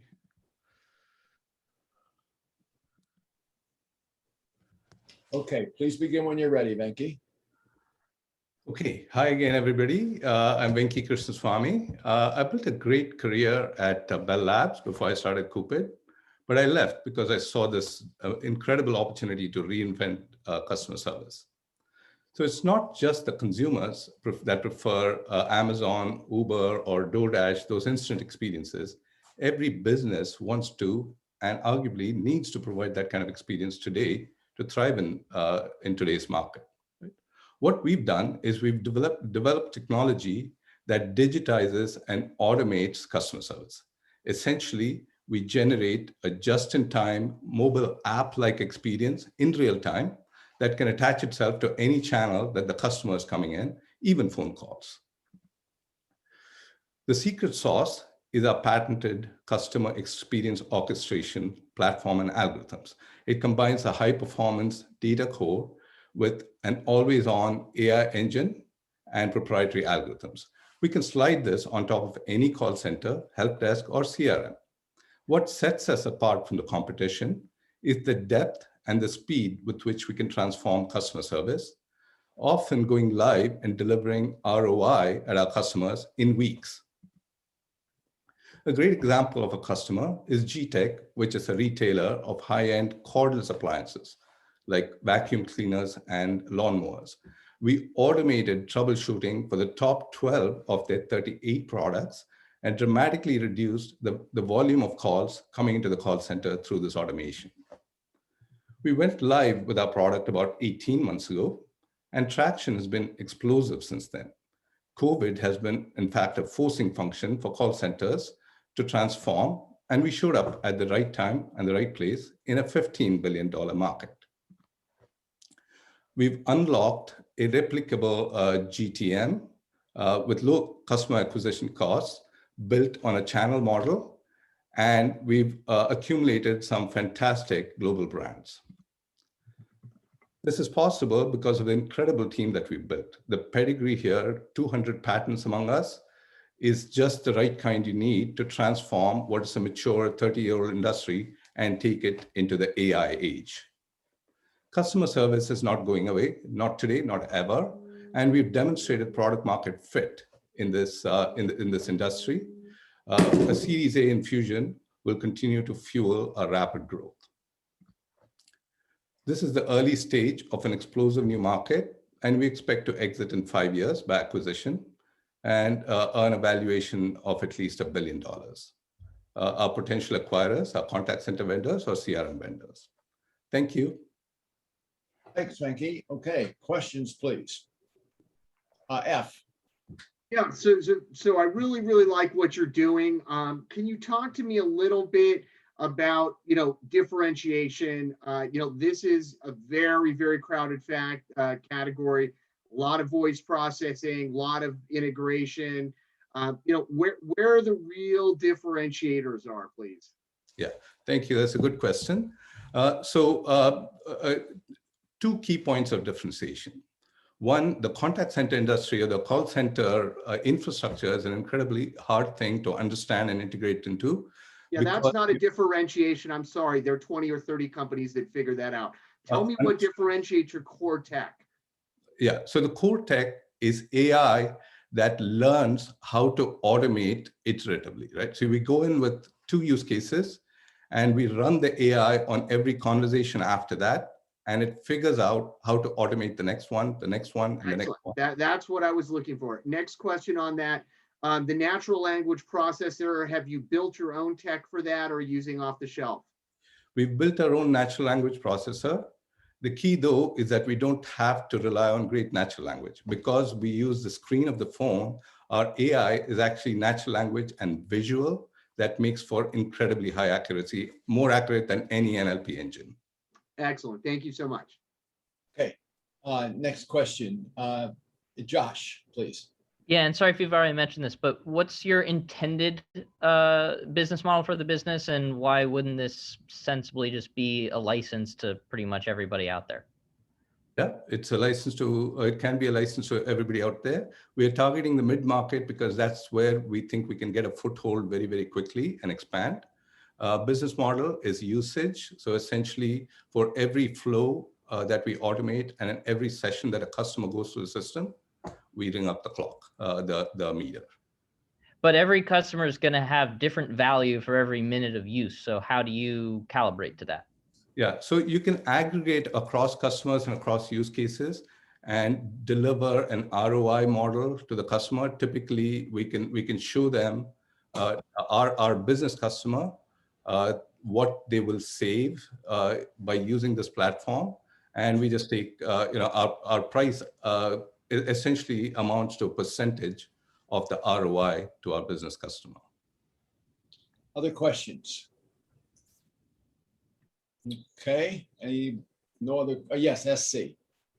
Yeah, I'd love to understand more of the business metrics like revenue, growth, terms, exit.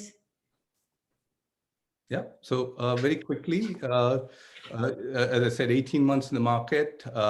We went from 6 to 25 customers last year, added another 10 year to date. Quadrupled our ARR last year, added another 50% year to date. We expect to quadruple our ARR this year as well. We expect with a 12 million raise, we expect to get to 12 million in ARR in 24 months. And from an exit point of view, we already have built a very large network of strategic partners, some of whom resell us exclusively.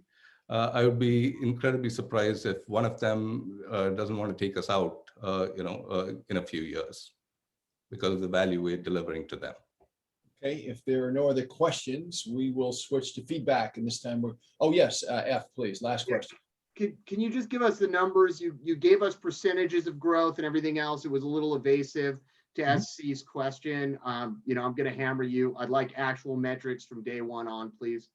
Okay, so August of 2019, about 135K in ARR starting 2020, about just under 500K ARR ending 2020, at about 725K in ARR today. We will hit $1 million. Sorry, year to date is how much so far this year? Year to date is from 471 to 725. And we'll hit $1 million end of this quarter. Okay, great. Thank you. That's all I was asking. Good. Okay. Congratulations. And then you didn't clarify the terms of your raise. Yeah, 12 million at 28.3 for 40 post. Hey, Venki, is that figure negotiable? Of course it is. It's good to hear. Okay, we're going to switch to feedback. We can go with SC, Sandy, Gary, Josh, F, and we'll finish up with Eric. SC, you're up first, please. And if you would mute yourself, Venki, please. Okay, so congratulations on the business traction. It's early for kind of a Series A pitch, but it's really promising. And so that's great. I will say, I'm sort of with F on not being super clear on your differentiation. The way I coach entrepreneurs that we found to describe that is not really in technical terms, but more in like, faster, cheaper, better. So it's really kind of customer benefits, like why do they care about you and why are you a must-have? And then the terms of your raise, I'm glad Max asked about whether it's negotiable, because raising on a 30-something, $28 million valuation when you don't have $1 million in ARR, that's like a 30-40x multiple, seems extremely high. I know that we're seeing some crazy valuations right now, but it's not going to last forever. And the person who gets hit when it doesn't last forever is you. And so you really want to think about fair valuations. And then lastly, sorry, raising $12 million right now. I'm not quite sure why you're raising so much why don't you raise maybe a little less? And yeah, I'd have to look at the math there, but it sounds like you could raise a little bit less, get yourself over to, $2-3 million, and then raise more. Great advice. Sandy, please. Yeah, actually, I thought this was a incredibly solid pitch, and sometimes with a pitch like this, I thought your communication was really good. You sort of were teeing up lots of good questions for the investors to drill down into with you. So I actually thought you were quite effective in the information that you presented, and I appreciated the fact that you did follow the format. And so that shows that you sort of value the process and so forth. So I unfortunately don't have tons of constructive advice for you, but just to say you did a great job. Thanks, Andy. Gary? Can't hear you, Gary. I've been trying to stay muted from earlier. Yeah, so I would agree with Sandy. My impression of your presentation is you were on point. You followed, the format that was necessary, that was asked of you with this. Again, this is one of those where I don't have a whole lot of knowledge behind this. It's, it has the letters AI in front of it, which I'm always concerned these days, and I spend really a lot of attention trying to figure out what the actual solution is. I do agree that you could have spent a little bit more time from a market differentiating perspective, because this is a competitive market. But I think overall, I don't have a lot of input here. I thought you did what you were asked in a short period of time. Thank you. Josh. Yeah, I would echo what everyone said so far and just add, I think you presented well. And I think I would be interested to dig in with you and understand where your head is at on pricing a little more in the business model, because it A, wasn't clear to me, and B, I think you're kind of leaving something on the table, and I think there's always a risk to overcomplicating it. So I think the content was there. You seem really savvy, and I think you're in the right market. So if you can articulate a little bit more, which probably comes with follow-up conversation, what everyone has touched upon, and I would totally echo SC around, it's not obvious to me at all why you need this much money. And selfishly, I don't see why we would pay such a valuation. That's no digs against your business. It's just the stage of it. But this to me has the architecture of a very interesting opportunity. So I would be curious. Great. Thanks, Josh. Very good advice. Eph? Yeah, so I echo everything my colleagues have said, but I did really honestly find you quite evasive. I think you could have put some of the numbers out there right out of the gate. I think you could have outlined the tech and the value proposition. Frankly, my concern is you're really in a very small market, and very few companies without a much broader based solution have not reached meaningful numbers. I don't think your valuation is reasonable. I don't think you're justified. I don't think you've got an exit trajectory to match that.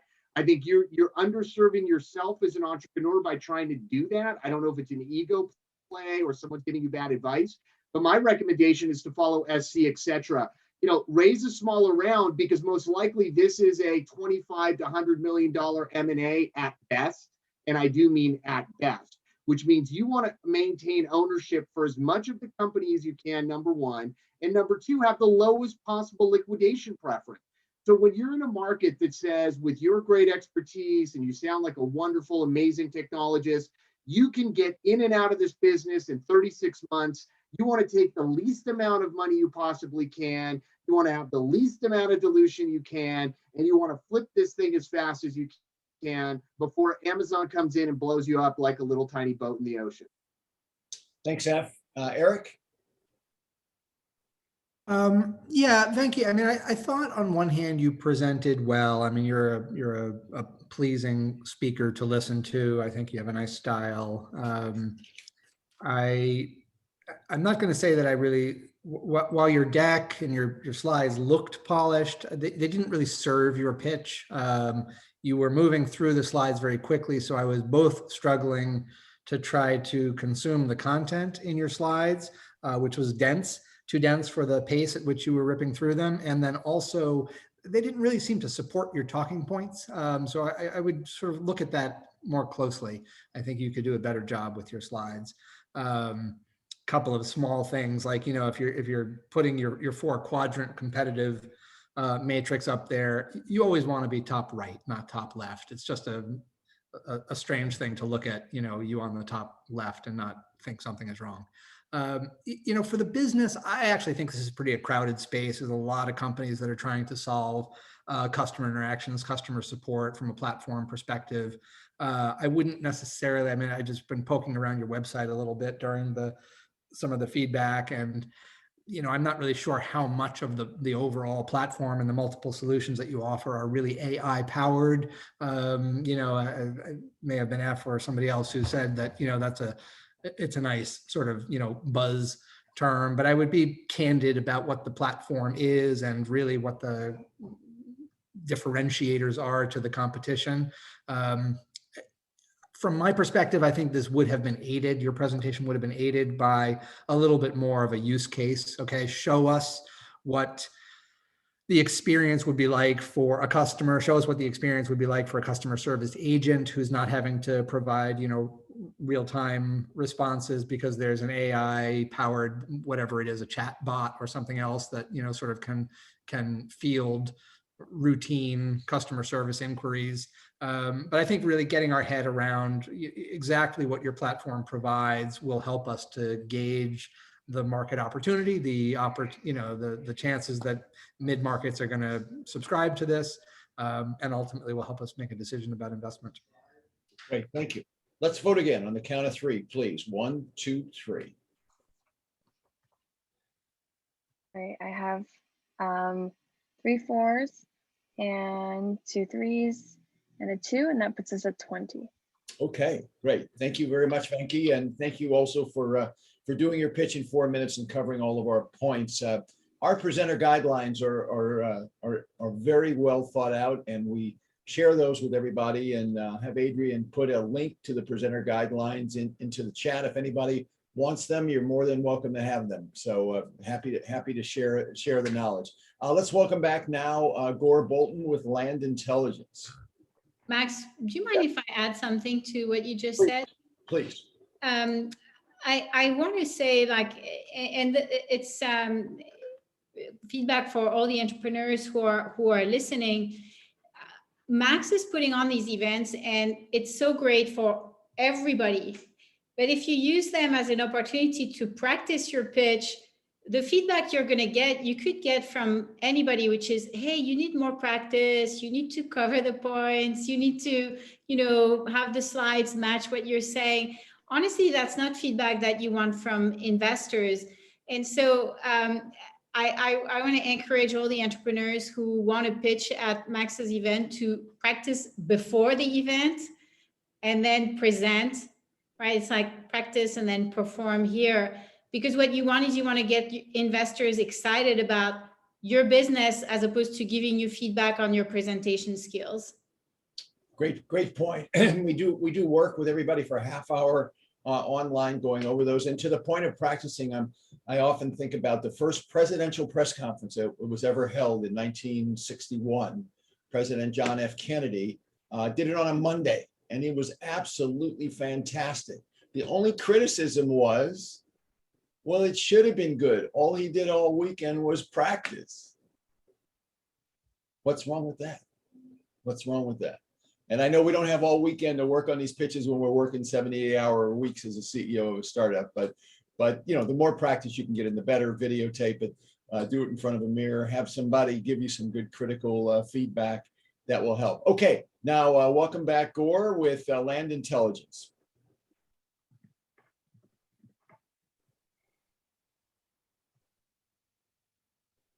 Okay. Please hello, ready to go? Yeah. Okay.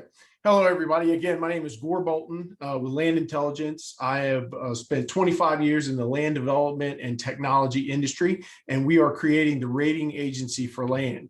The problem in the industry is it's like juggling a house of cards on a spinning plate. Every year in the United States, 1 million acres of property is developed that generates trillions of bytes of data. Questions like zoning and wetlands and financial markets and politics. questions that have to be asked and answered over and over again by everybody in the marketplace. We've taken our patented technology with 2 issued patents and 1 pending, and we've taken 2 weeks worth of work to 1 click. We helped a client last year save $500,000 in due diligence costs to find the right deal and stay away from bad ones. And we helped a customer use our big data ingestion, preloaded growth areas, and crowdsourcing data to find a property that was undervalued by $2 million, that he was able to turn that deal in 6 months and generate a profit. The old way of doing things is running around looking at maps. The new way is using Land Ticker, which is a stock ticker for land that gives you a buy, hold, and sell rating based on your use case and your profit expectations. The market potential is about 5.5 million users. Our go-to-market strategy is land developers, the people who unlock the value for everybody on this slide and determine whether they get paid or not. So they all want to meet that land developer. That allows us to sell research, subscriptions, financing, marketing, and exchange as a marketplace. I should also point out that land development deals do not make the MLS. Most of them are off market, more than half of them. As a result, in order to wholesale these deals, you cannot relist a wholesale deal on an MLS. We provide that exchange platform. We start with a freemium account.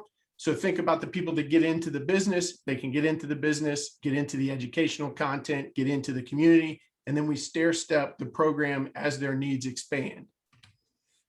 The competitive landscape is fierce. There's lots of people in real estate. The joke is, if it has a door, you don't need Gore. I'm worried about the dirt, like the stuff over my shoulder. We are into the future analytics and predictive value of land.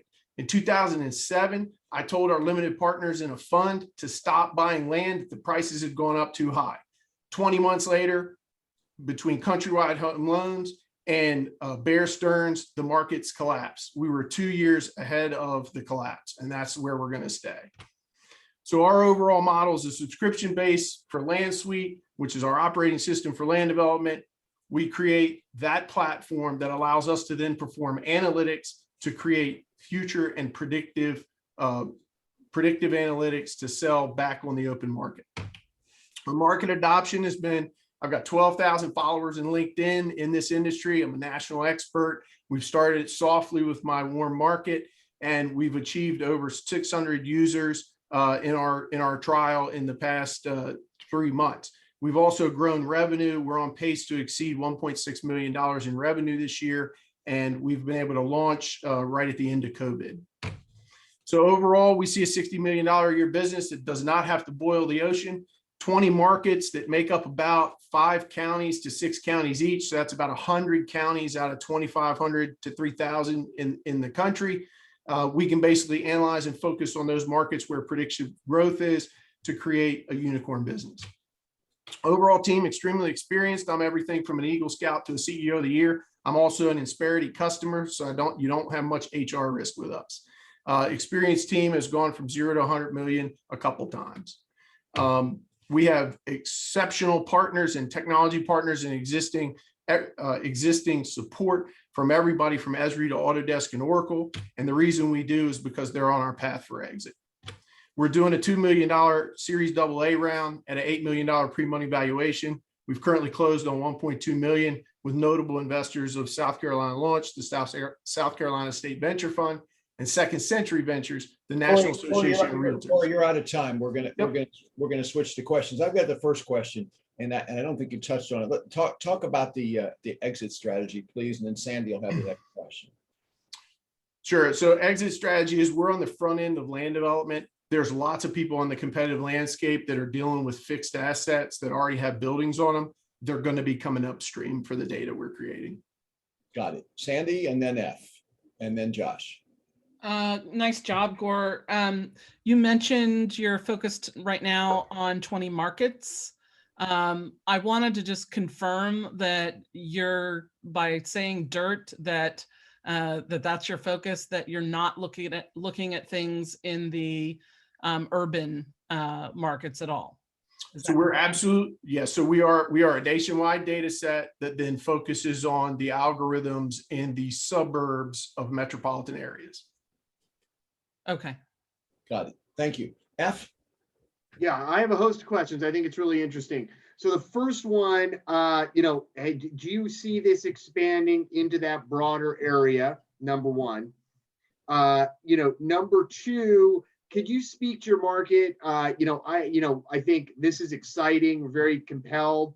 The immediate thing I think of is $60 million of revenue is interesting. That's not a unicorn. So can you please talk to your market potential?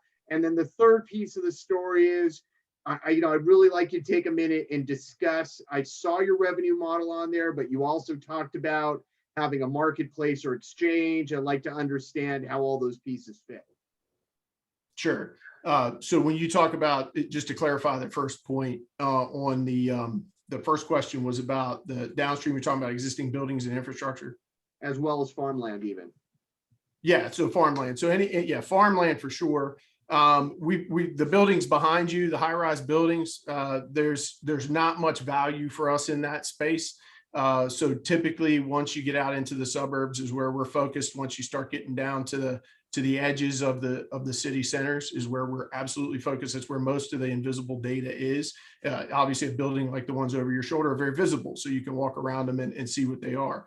We're basically collecting between 150 to 250 data layers of subterranean to air rights, to mineral rights, to oil and gas rights, to determine what is or is not around or on top of a piece of property. And so that's a very different analytic than walking. Let's keep moving on to the next one. Yeah.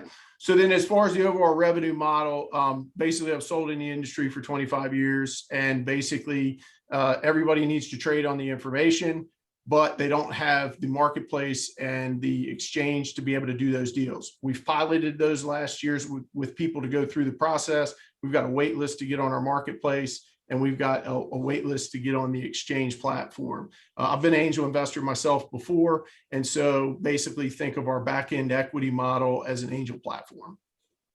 Okay, how about market potential? How do you get to be bigger than 60 million in 5 years? Well, 60 million is the SaaS revenue growth. If you're interested, we have a full revenue model that's very interesting based on all the other revenue streams. Thank you. Okay, other questions? Can you go ahead, Josh? Oh, thanks. Yeah, I'm very interested in the space you're in broadly. I'll admit I'm still not really clear on what you guys are providing and what aspects of it are unique, meaning are you just scraping data and putting it into a nice friendly looking interface? Are you bringing together buyers and sellers on the exchange piece? Are you providing analytics on top of it? Who's paying? So in the subscription that you talked about, is that buyers, sellers, something else? People are just researching. I'm a little lost what the underlying actual product or service is. Sure. So a developer goes on our platform, Land Suite. They sign up for an account. They're able to now research all the property in the country. We have about 85-90% parcel coverage in the entire country. They can then do research and due diligence. So the due diligence process on buying property is almost exactly like the due diligence you would go through in my data room to invest in me. And so there's tons of questions, tons of answers, and we preload a lot of those questions and answers so people can do that due diligence faster. Then, of course, what they need, just like when you apply for a mortgage on Rocket Loan, they need money. And so they need equity and debt. And so by having all that information in our platform and by having the equity investors and the debt providers in our platform in the marketplace, they can get introduced to the types of deals they want in the markets they want. And so Zillow is scraping from MLS. I think you were saying absolutely not. We're invested. One of our investors is Second Century Ventures, which is from the National Association of Realtors Investment Fund. So there's 800 MLSs in the country. We have a data feed that allows us to have that overlaid with all of our private data that then people collect on top of the property as they're studying them. Got it. So, but the subject properties, if you will, are those that are already up for sale in a public. No, this is any piece of property, whether it's listed for sale or not. And that's the importance is the developers don't want to go to the brokers or the attorney's office or the engineer's office because they can't get the research done because they don't have the tool. So the actual ultimate decision maker wants the information from multiple sources, which is our blockchain strategy, because now you can get multiple information from multiple inputs, all tied back to the central asset, which is the property. That's helpful. Thank you. Last question from Sandy.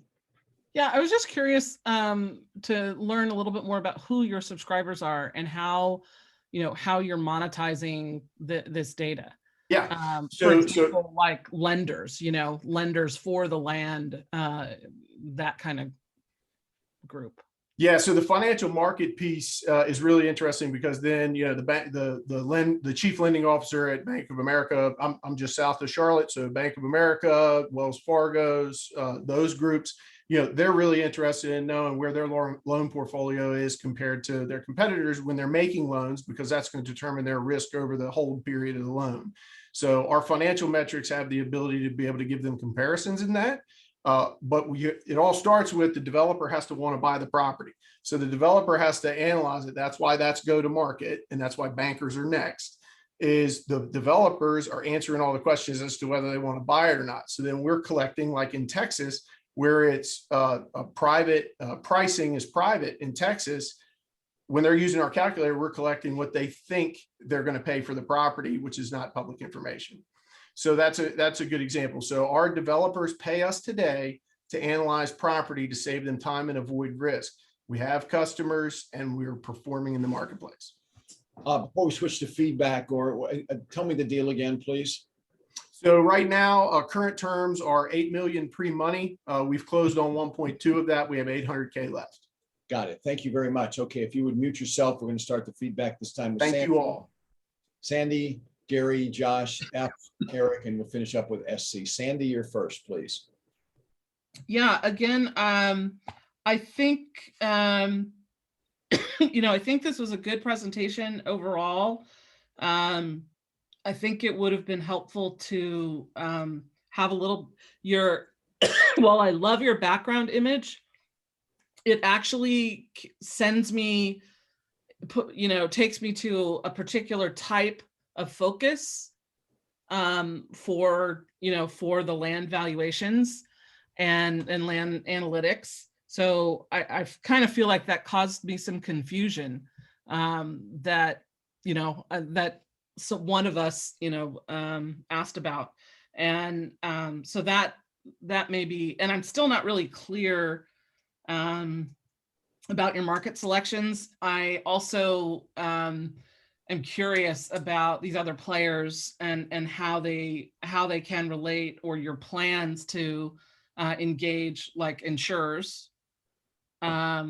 And I also wonder, since there's a lot of family office activity with respect to real estate, how you're thinking about engaging folks who invest in real estate, because that is huge, huge, huge, huge. And so it seems like, because that wasn't really addressed, that may be a bit of a miss. Thanks, Sandy. Gary? There we go. Okay, great. Thanks. So, I mean, my approach will be, I thought you followed the guidelines exactly in an area, yet again, that is not my expertise. I'm not a big real estate investor, but I'm also on your website as well. And I feel like I got a good understanding of your model and your revenue stream and the space. So I really don't have much I don't have anything negative to say. And I would just say this is a great idea from my perspective with the little that I know, and you met all the criteria for a very good presentation, frankly, to the point. Thanks, Gary. Josh? Yeah, I would just echo what everyone else said so far.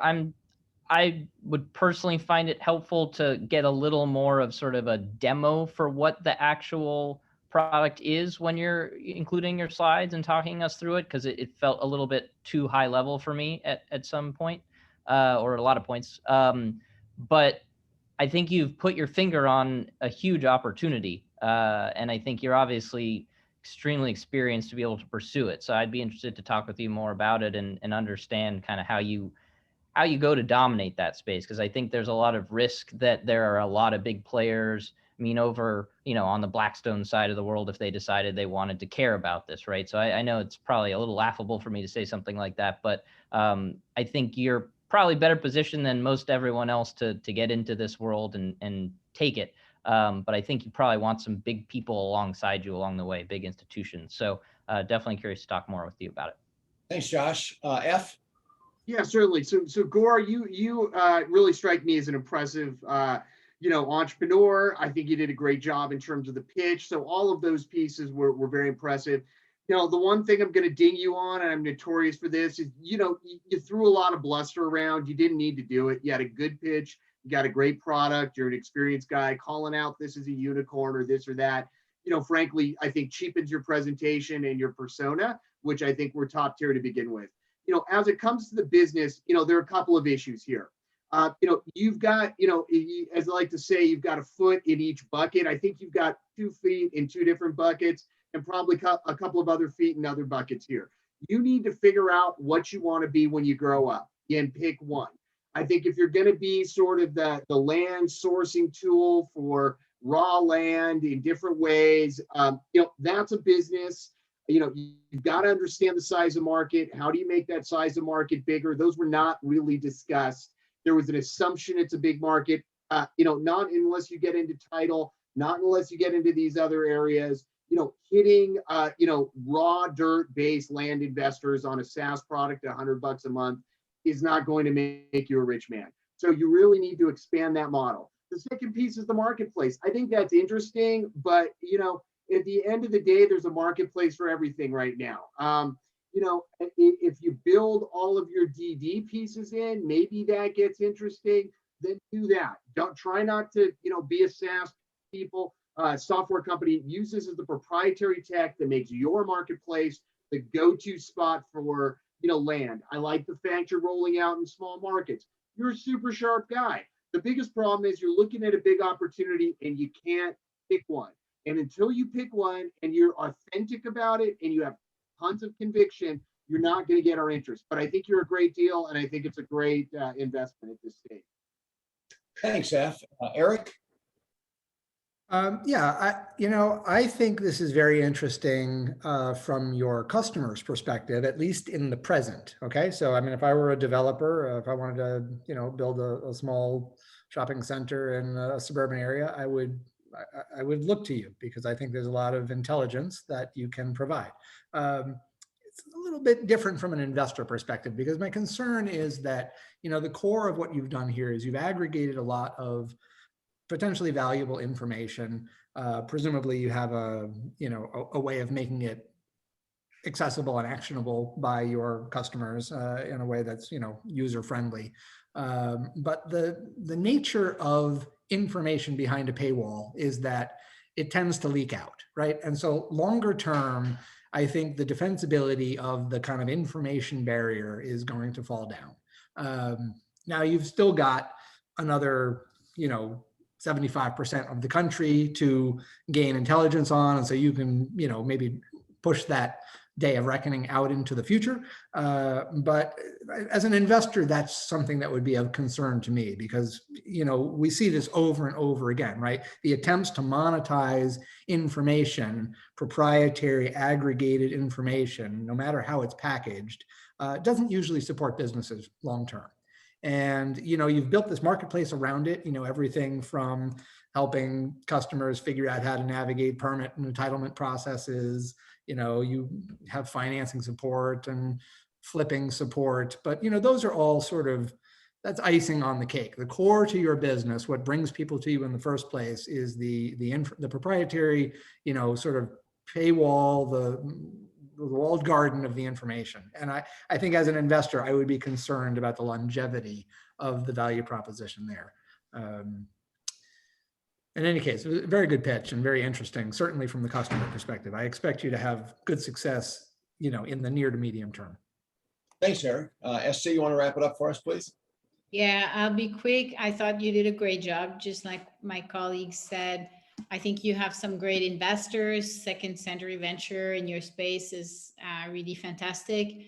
I got a sense that there was an insurance angle that was maybe there and not necessarily fully understood. But at the same time, I don't want to say that and then have you lose focus. I agree with Eph that you want to be laser focused on one thing. I would love to learn more and maybe follow up after this this presentation. So great job. Great. Gary Goldman had to leave. He had a meeting at 5 and he gave me his score, so I will vote for him on the count of three. 1, 2, 3. Right, I have a 5, 2 5s, and 3 4s. And Sandy, 4 4s. All right, so we are at 22. Or sorry, 26. 26. Okay, great. Very nice job, Gore. Thank you for following the guidelines. And I love the fact that you were, even though you don't have to, you were taking notes. That always impresses me when CEOs take notes and they're open to the feedback, which was awesome. All right, we've got one more presenter from Vancouver. Let's welcome back Chris Chong with Sst Wireless.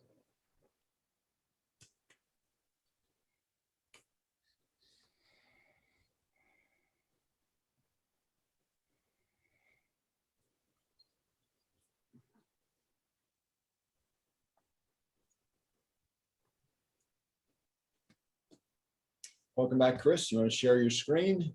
Absolutely. Thank you very much. I know it's late in the day, so I'll try to make it as interesting as possible. You know, industrial IoT is not sexy, but what you got to realize that this is where the revolution is actually happening. Little louder, Chris. Little louder. Okay, so industrial IoT may not be sexy, may not be on top of your mind, but it's where all the change is happening. I'm going to talk a little bit about that today and why we matter in the industry. As I said earlier, when you look at small and mid-sized companies, so it's under 500 people, they're not engaged in IoT, right? That they're the ones who can benefit the most from the technology, and they represent the biggest chunk. So the thing is, why is there such a large gap? And that's what we've been working on in addressing. The first one is the industry itself. They've been around for a long time. It's built on complexity, an ecosystem of people who just are certified, do complicated things, and it's just really overwhelming for a small, medium-sized company. It's very expensive. Running a cable in an industrial setting costs $100 a foot. And once they get the data, they got to figure out what to do with it. And the reality is, for most small companies, because they don't have the breadth, it would take them months, maybe years, to get enough data to actually do the analytics. So it's overpromise, underdeliver. What we have done is removed all the barriers. So we started with sensors that you can install yourself using a phone. It automatically connects to our LTE gateway up to the cloud. We put everything in the subscription model, including the sensors themselves. And finally, we've taken a platform that we built that really understands what the customer needs to make decisions about how they maintain and operate their machines. We do aggregate our data to create the big data set that small companies don't have. And we can talk a lot about that later on. The market is huge, $19 billion. The wireless section is about $4.5 billion, but it's growing at about 25% compounded. What I'm showing here is our technology can be applied across a lot of different industries. And we're showing that we have traction in each one of these just to demonstrate what we actually do. From a marketplace, we started with OEMs to create our validation and scale so we can actually make things at a cost-effective model. We have the enterprise customers who are creating credibility, and now we're in the final stage, which is to get to the small and medium-sized company with the solutions that we have. You know, competitive point of view, we can demonstrate, we can protect, we can actually defend our market position. And it's been like this for a number of years now. We've got a great team. We have done a number of exits. And believe it or not, these ragtag team here has been sought for more than $2 billion in M&A. And this is also my pre-COVID hair that you're seeing there as well. Revenue, we had revenue in 2020. It was below expectation. You know why. And now we're getting back on track this year. We have great technologies that anybody can install and use that does a whole bunch of different things that people need. We have customers that are going to help us establish credibility. We have the technology to take that data, transform it into meaningful things. And we also have some really fun things. You know, Walt Disney World is using our technology to keep people safe on rides. Think about that. We're getting press coverage. We're getting lots of traction. The deal is 1.5 million preferred Series A. We are, as this morning, we have $478,000 left. So the lead investor is Momenta, which is a large, IoT specialist in industrial. They also run, I think, a 50 million AIoT fund for a company called Advantech. We have some also angels involved right now. So this is kind of where we sit today as a deal. And we actually manufacture ourselves. So we really try to deliver on this industrial IoT for everyone. And, you know, we have the complete solution. It'd be easy just to do an analytics company, but the problem is they don't have data for small and medium-sized companies. So you have to build that as well. Was Apple a data company at the beginning, or were they a hardware company? So the analogy is similar as well. Thank you very much. Thank you, Chris. Talk about the exit, if you will, please. In our space, it would be a acquisition. We already have a number of acquisition interested CVCs in play. And so someone like, say, as an example, I'm not saying anything, but 3M out of Minnesota, they would be a great acquirer of us, and they have access. Well, they have 3,000 salespeople, which would be the next elevation for us to have that access and the capabilities to continue on. So there's a number of discussions with CVCs going on right now. You went through your numbers very quickly. What was it? Was it a 5-year projection? What was it? What are you projecting in terms of revenue and EBITDA?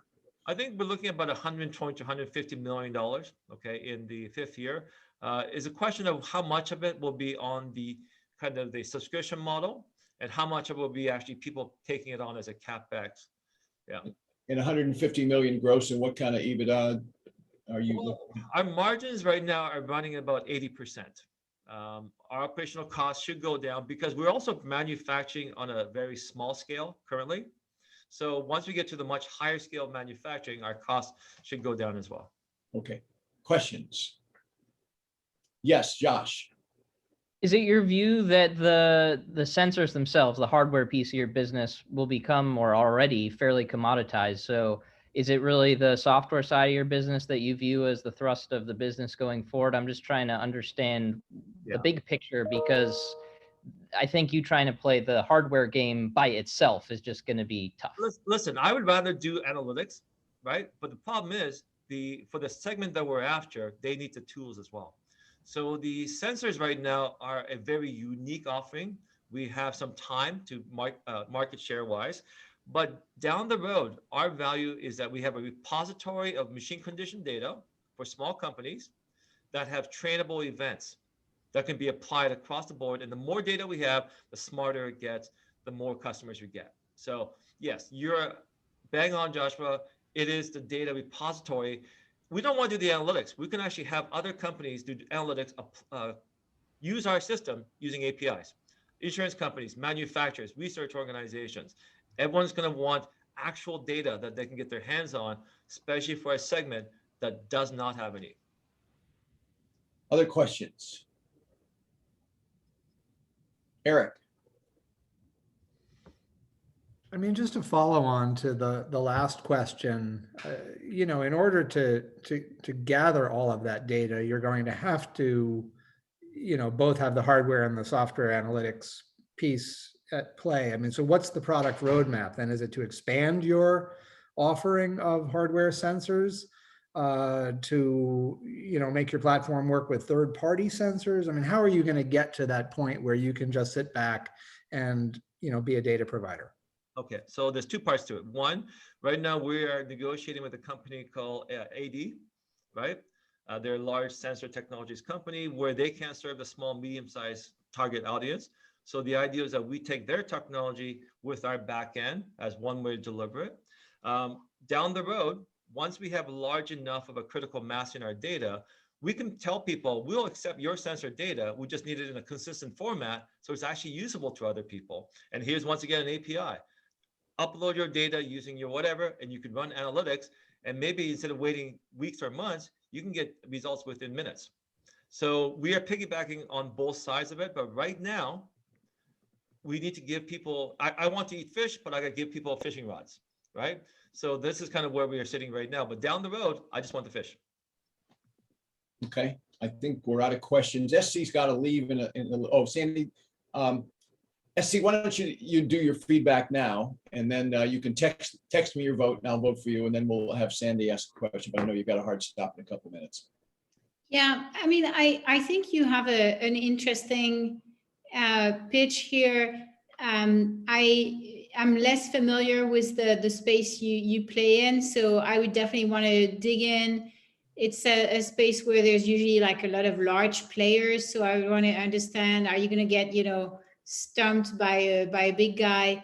So that would be probably a big concern. And then how are you going to play your exit strategy? And then when looking at considering a raise, just because of the ecosystem you play in, I would want to see a very, very conservative business plan really, really tight on the cost structure, really, really conservative on the valuation and fundraise, like really like tight business management.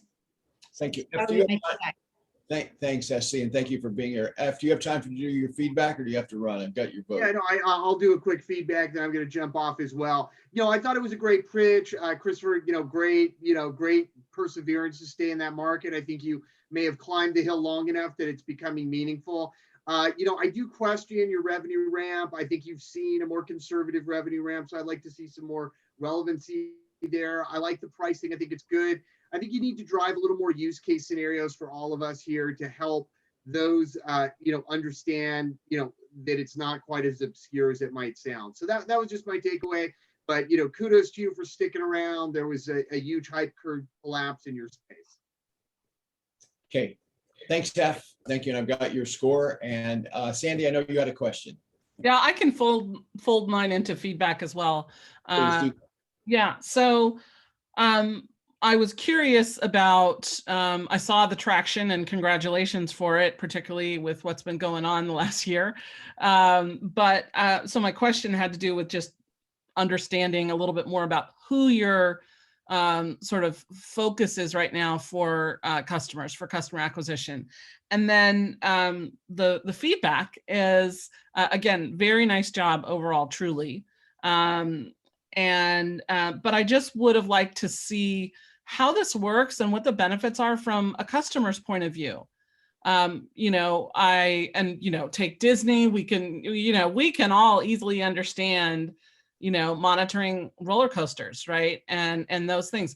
What does that mean? And that may not be the best example. It may be something where sort of the value is more easy to make that case for, but that would be helpful to understand. And I think the other thing I loved that you showed your competitive map, and I think it's an opportunity to speak to how are you able to win against that large and more established in some cases group. It just is one more way that you can say we're better, we're different because this. So that's my feedback. Thanks very much, Sandy. Josh, and then we'll have Eric finish up. Josh? Oh, sure. I think just the only thing I would add is if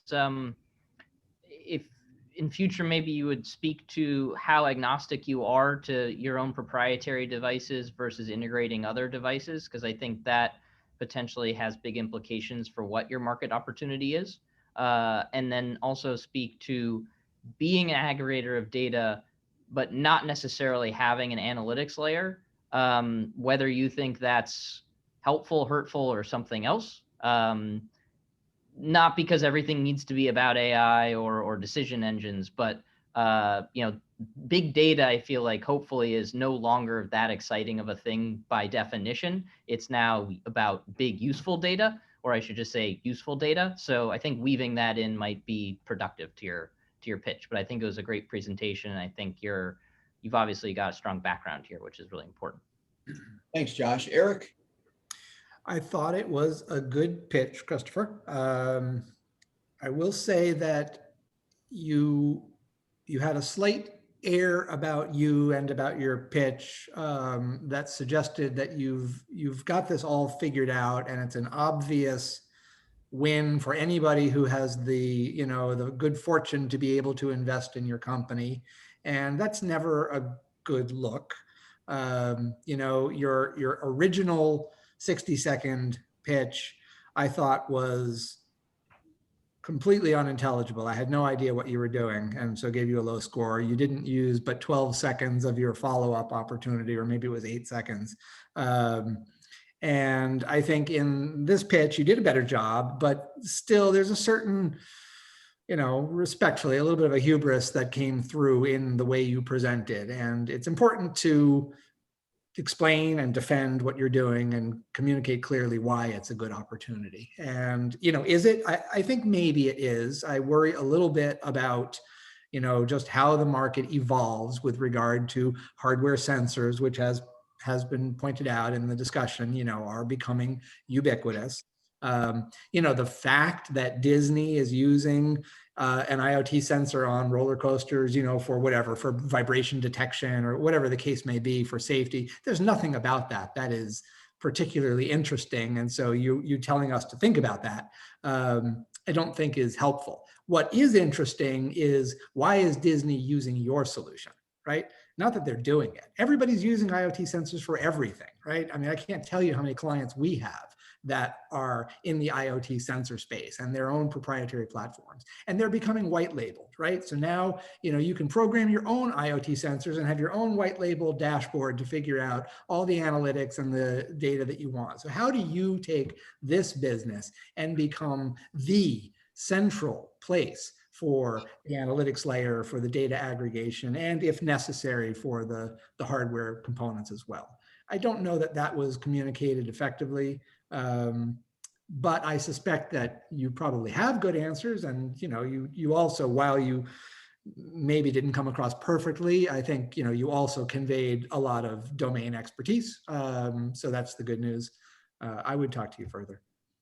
Great. So you got some interest. So here's what we're going to do. I've got F score, and we're going to average up for SC and Gary. So on the count of three, if the three of you will hold your fingers up, and I'll hold them up for F. 1, 2, 3.